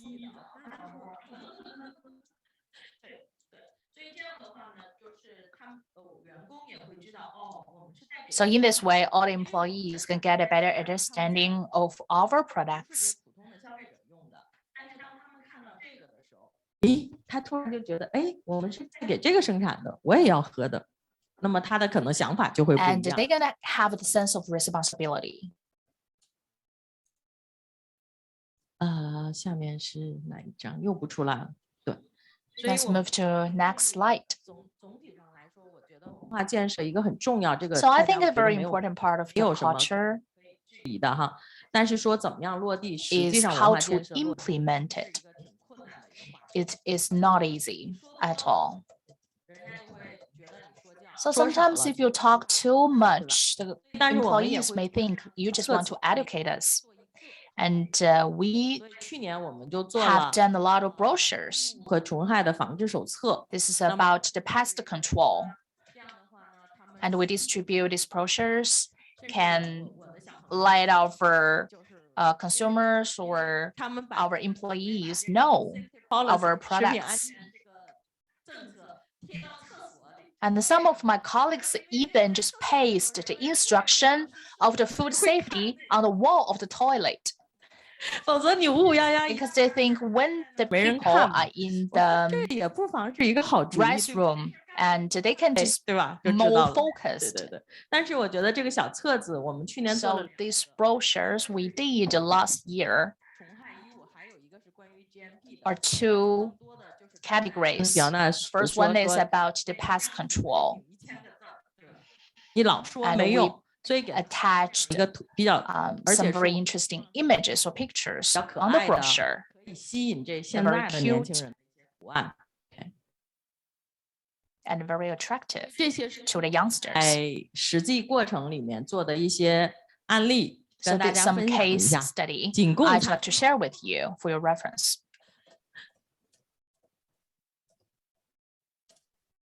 真是有一点慢呐。 Sorry, the system runs a little bit slow. 它是一个 video， This is a 就 video 搞笑的内容， and 但是目的就 it's 是为 very 了，但是 funny. 好像播放不出来 But 了， unfortunately, I can't play it right now. 拿走了。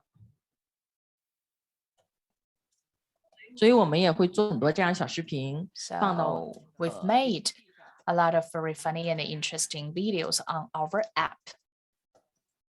应该是放不出来了。 I'm so sorry, I can't play it. 所以这个是我们的食品安全文化 So this is the food safety culture survey. 年会做一次， We can do it 看一下 twice, 我们自己的 once 得 2会 years. 增加呀， And then we can just score ourselves 的是不 and 是 which area we need to improve 这种 activity 啊？ and what kind of activities we can do. So we're gonna do it once each 2 years. OK， 应该下面还有一张，所以我们对食品安全理解是 So how we define the safe food? 优秀的食品安全文化， We hope we have the food safety cultures and good food safety system and well-trained people and the disciplined execution. This is my speech. Thank you. Thank you, Dongmei. Very fruitful and interesting. And also included manufacturers from the upstream and also our clients from downstream. Thank you so much. I guess maybe next we're gonna start our conference from 6 a.m.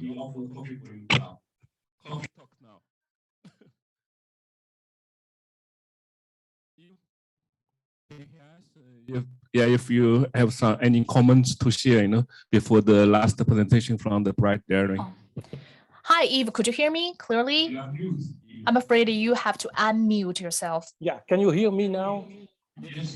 So just what I would like to say is you really made my day. There is one presentation remaining, but what I would like to say, the effective and systematic food safety approach secure business sustainability. And what I would like to point out again is food safety and business profitability are closely intertwined. As a food safety manager, you are not only a scientist, you are a business partner.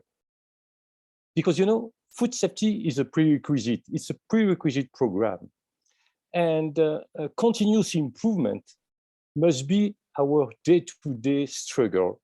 And we heard this morning many great information that help us, to, let's say, implement continuous improvement in food safety. And all the presentation was about what could be the main drivers in order to improve food safety.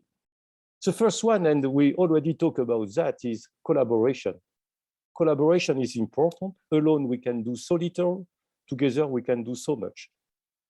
It's about anticipation, food safety in design, and Heidi really, share very good points. That means food safety must be anticipated. And the design phase is one of the best one in order to, let's say, get the food safety improvements that we need. Innovation, we know that digitalization can help. And it has been clearly pointed out as well. People are the most important. Whatever you do, you can get science on your side, you can get digitalization, you can get innovation, you can get the right layout and machine design. You can get state-of-the-art equipment, right procedures, the right systems, all of that, the right leadership from the top. But if you don't have the people, if you don't have the people's skill, behavior, knowledge, nothing will happen. Everything must go through people. Perhaps one day, artificial intelligence will do the job. That means, algorithm and all of that, they could do the job. But so far, and for the next, I would say, 3 decades, we should rely on people. And what has been shared about behavior, food safety culture is really great. So there is one remaining presentation. I am sure that she will enlighten what has been already said. So thank you, all of you. I guess Suji, you will introduce the next speaker. Yeah, thank you, Ivan, for the coffee talk or tea talk. 那因为前面提到，就说我们最后一个来自分享的。So actually, let's welcome our last speaker, and Chen Qiaoling from the Bright Diary. And today she's going to talk about food safety contributes to business sustainable growth.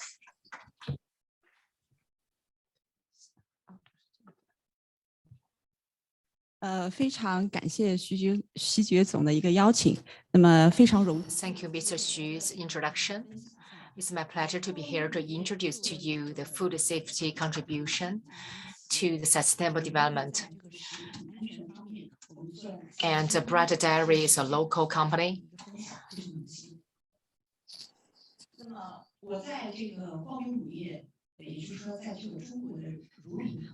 I've worked in Chinese dairy company for over 20 years.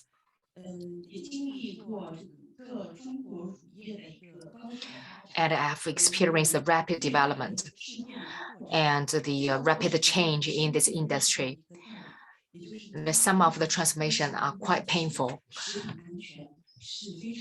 And food safety is very important, and it is a crucial issue, and it's a foundation for achieving sustainable development.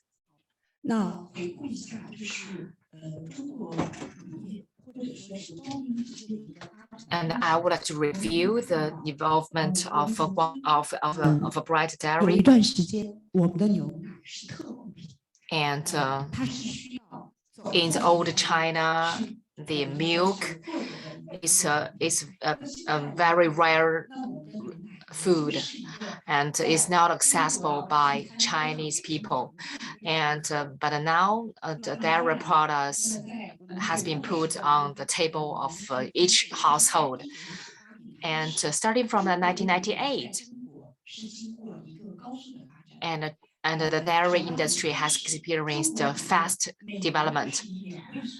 And starting from 1998, the dairy industry maintained 2 double-digit development. And in 2008, and the dairy scandal took place in China, the Malamine accidents. So starting from 2008 to 2015, there's a new regulation issued to ensure the dairy product safety. And the safety issue has been greatly improved until now. And we have achieved the high quality development.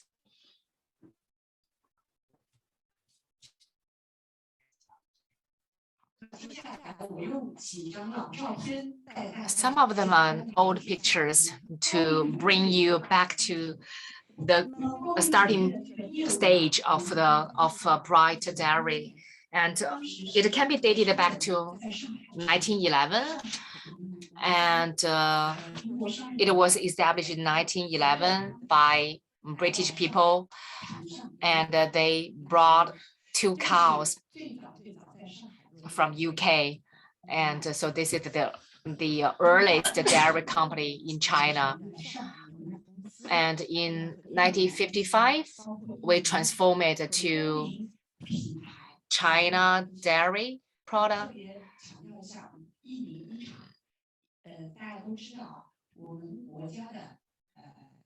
You may know that. And President Jiang Zemin, and he was the production manager in the company, and he participated in the designing of the logo.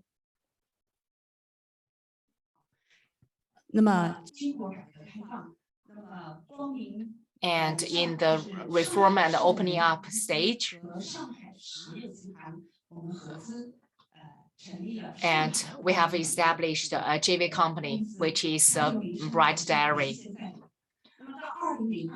And in 2002, the company was listed and changed to the name right now. And in 2008, and we have developed the room temperature yogurt, Molisian. And in 2010, we have acquired a company in Australia, and the company was listed in Australia in 2006. And this year, 2021, marks the 100 years anniversary for Bright Dairies, and innovation is our key word. And we are an authentic brand, starting from Shanghai, and we're dedicated to provide the best quality product to Chinese people.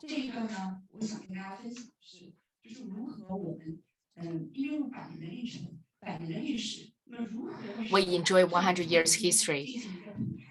So how to innovate and how to upgrade our brand.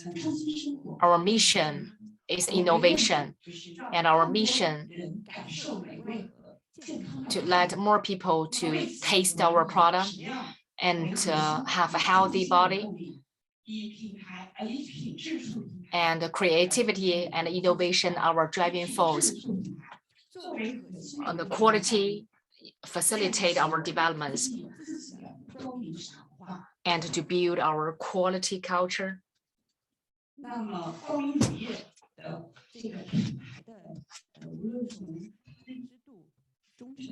And we maintained a great reputation and brand awareness from among Chinese consumers. And we are very competitive in the market.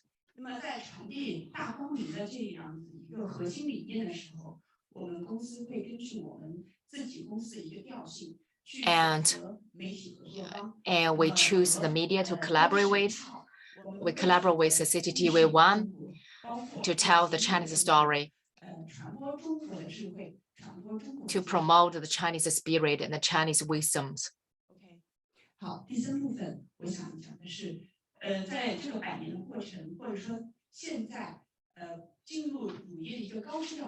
And I just mentioned the why we are in the quality development of a dairy product.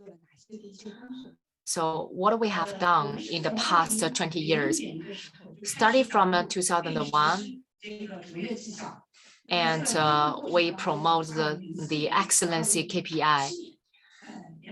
And in 2004 and 2007, and we have obtained the quality medal from Shanghai City.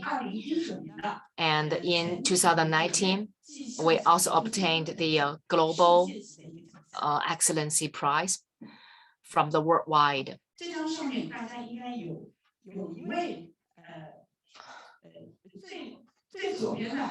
And I believe they recognize as a face on the left-hand side. And it is Dr. Zhang Wenhong.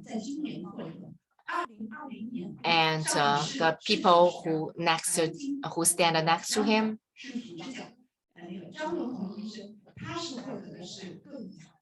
And Bright Dairy has obtained the organization award. And for us, this rewards means a lot to us. Means a lot to a factory enjoy 100 years histories.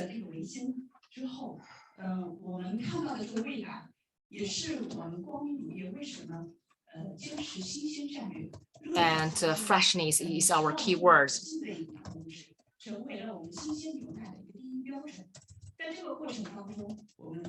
And freshness. Well, in order to ensure freshness will kill the harmful bacteria and to provide the nutrition to Chinese consumers.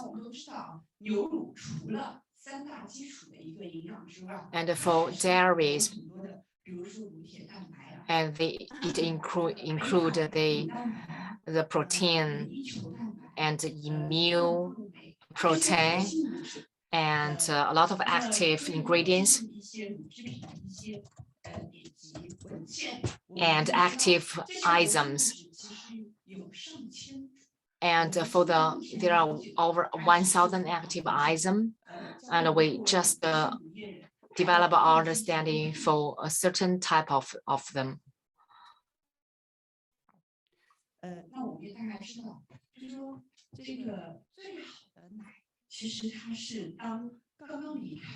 And the best milk is the milk that freshly produced by the cow. But for us, as a dairy enterprises, we need to ensure the freshness of the milk and to make them taste the freshness of the milk.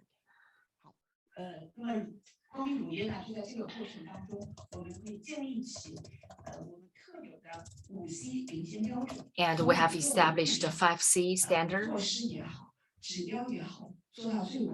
and complement our standards. So next, I would like to introduce our 5C. And the first is R&D.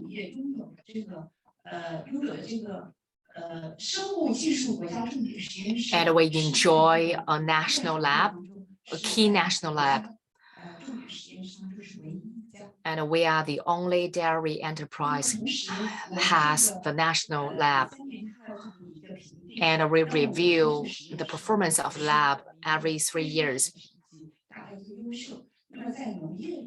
And in agriculture field, we rank #1. And we also enjoy a research center. And we have a lot of research staff. And 14 patents, including the national patent. National patent is around 400.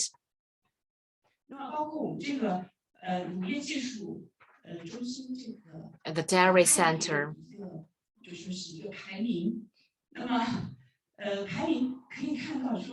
And there's a ranking. We ranked 150. It seems that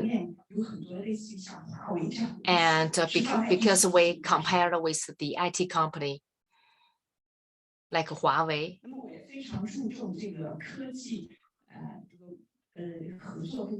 and we attach great importance in collaboration and internationalization, and also contribute to the formulation of the standards.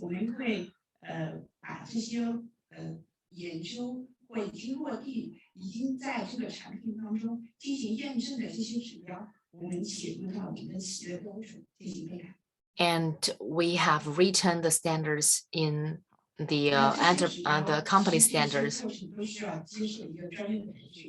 And we have intensive professional training. And one continues improve the outcomes of the training.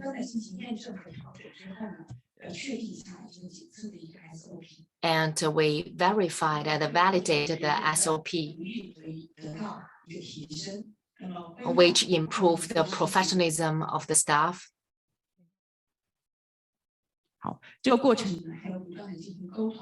And we've communicated with our staff and also compare our practice with the benchmarks.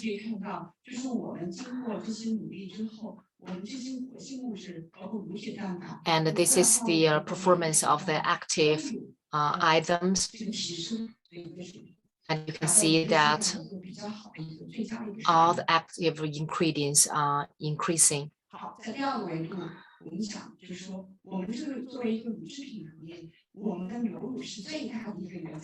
And our important source is milk. So we need to trace the origin of the milk. And we have our own, and we have 60 years experience of raising cow.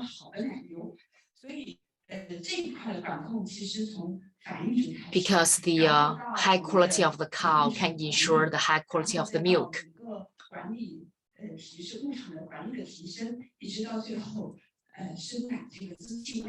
And because the smooth working process can ensure the high quality of the milk. You can see this is the cow. This cow is the champion in our competition. Actually, we take part in some cow competition every year. And this cow is the champion in our competition every 4 years.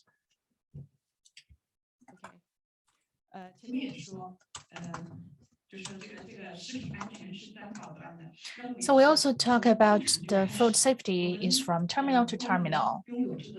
So we can say it in our bread diaries from farm to farm. We have a really wide and vast land, so they can provide the food for our cows. We have some self-run land.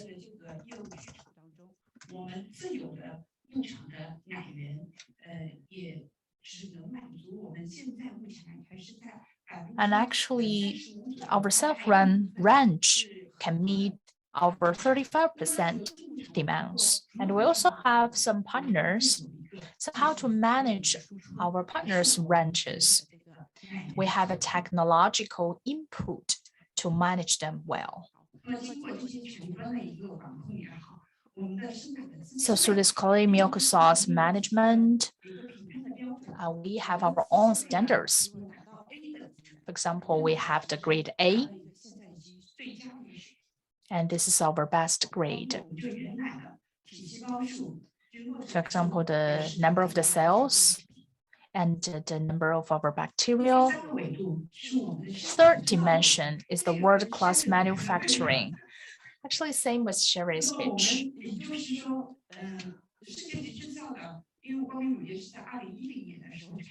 Actually, the bread dairy started its business since the 2010. And I had some related experience on it. And this activity is from top to bottom. We just let all the employees get involved in our activities. For example, actually Sherry is familiar with this picture. In our food safety conference, this is an idea of our QMS pillar. And we called 3 No.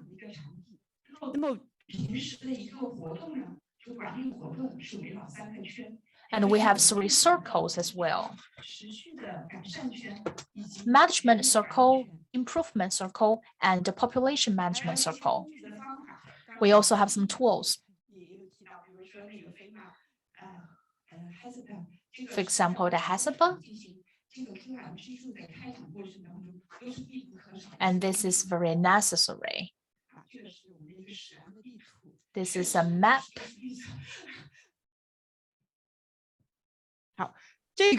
Now let's move to the new product development procedure. And I'd like to briefly introduce it. So during the whole development process, we have to consider many things. SME and the QPO, QPD. So in the whole process, we have undergo the design of the manufacturing and the technique and any other very complicated considerations. Then we move to the production and the mass production and sales or the market traceability. So all the departments should cooperate with each other. And we will check each step and to standardize the whole process. This example in the world-class production. And in the process, I also want to mention that we have our own unique management standards. For example, the Yubei or Vashi milk have 18 stages and the 97 standards and limits. We also have the 57, the key points.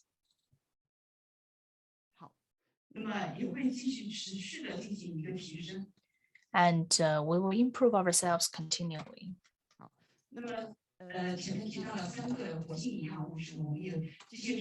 And we just mentioned the 3 active ingredients.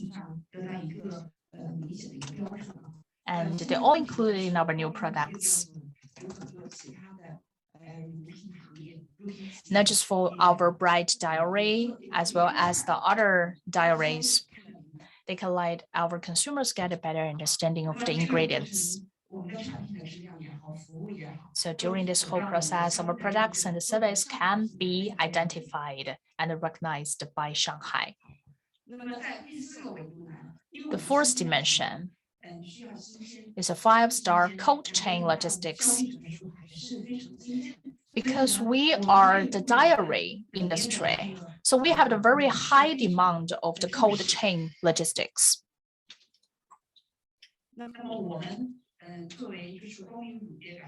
So our Bright Diary has a self-created the check system. And our full score is 1,100. So we're gonna check and inspect our products in 11 dimensions. And we also digitalize the whole network because our business is very broad, from home and abroad, including logistics, the warehouse, and etc. So just how to manage them wisely, we have to utilize the artificial intelligence and big data.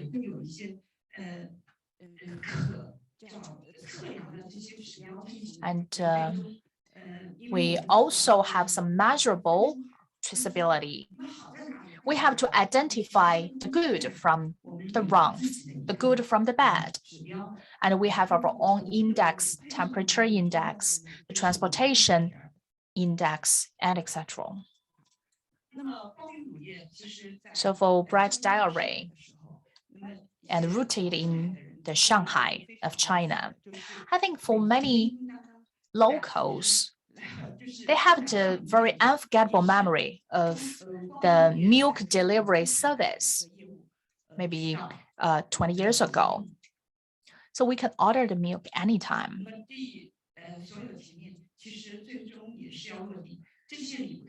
Last but not least is the excellent quality system.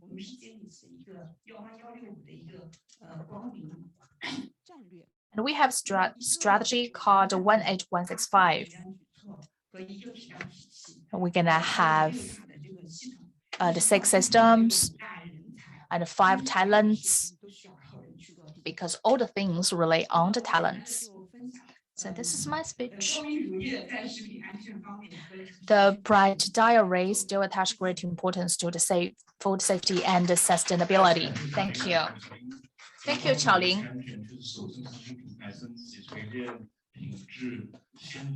Actually, we all know that through the introduction, we get a better understanding of the bread diary, and we all know the bright diary attaches great importance to the food safety. So we still have 15 minutes for the Q&A session. We want to express our appreciation to all of the guests. And Vanessa still be here. So if you have any comments or questions, we're glad for your question.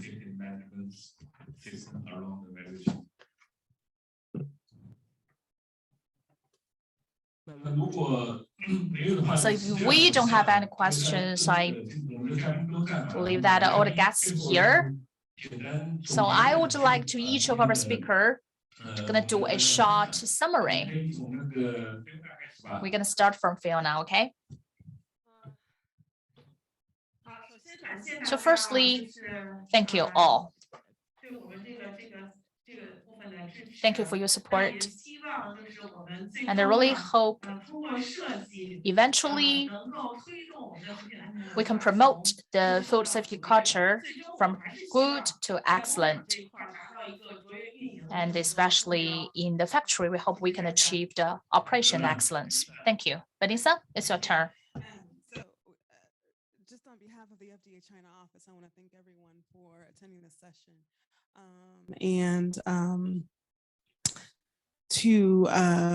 To note that, just like I said in my comments, that as we work toward establishing food safety culture across not only our regulatory authorities, but even on down to establishments and growers and farmers, that we will all work together to really institute the behaviors needed to ensure that food safety culture, the solid food safety culture, becomes a part of all of our systems.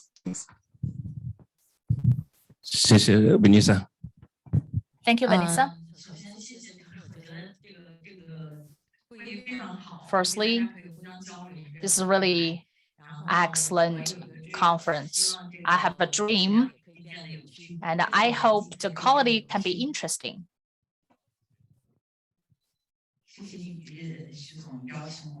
Thanks for your kind invitation. And I also want to thank all of you. Thank you for staying with us. Food safety is not competitive. The food safety culture is a common issue for all of us, and we can promote it continuously. Food safety is our common mission. and it's also our philosophy. So let's join our hands to spare no efforts to provide better service and products to our consumers. Xiaoling, please. I'd like to use the vision of the Bright Diary to summarize my speech, to light more people to experience the well-being of the safety food. That we'd like to provide the fresher diaries for all of us. Yes, just let's say a small wrap up and a takeaway of the session. What I would like to say, I would like to thank all the speakers because they have informatively and nicely shared their thoughts and their company achievement. Thank you for that. As AD said, and that is really important, systematic, efficient food safety approach fuels business sustainability. That means without food safety, there is no business. And as you said during all your presentations, there are 4 pillars for food safety continuous improvement. The first one is collaboration. That means private, public, service provider, all together. As I said, alone we can do so little. Together, by bringing together all the expertise, we can do so much.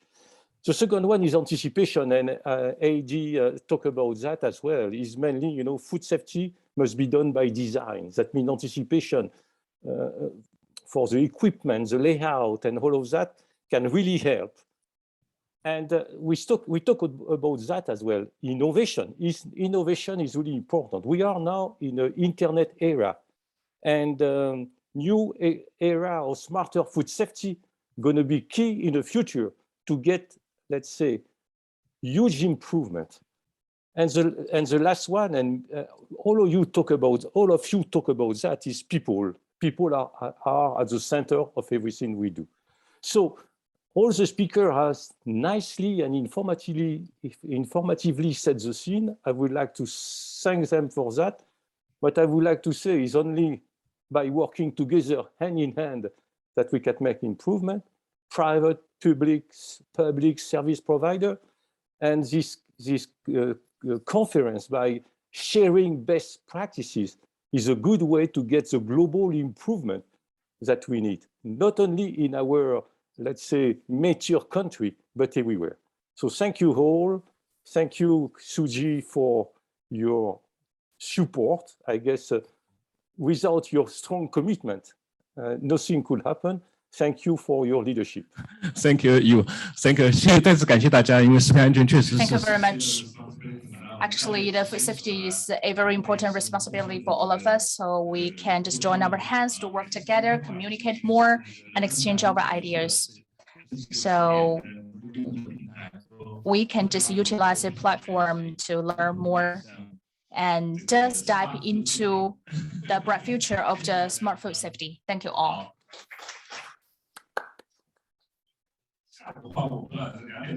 So we're going to start 2 p.m.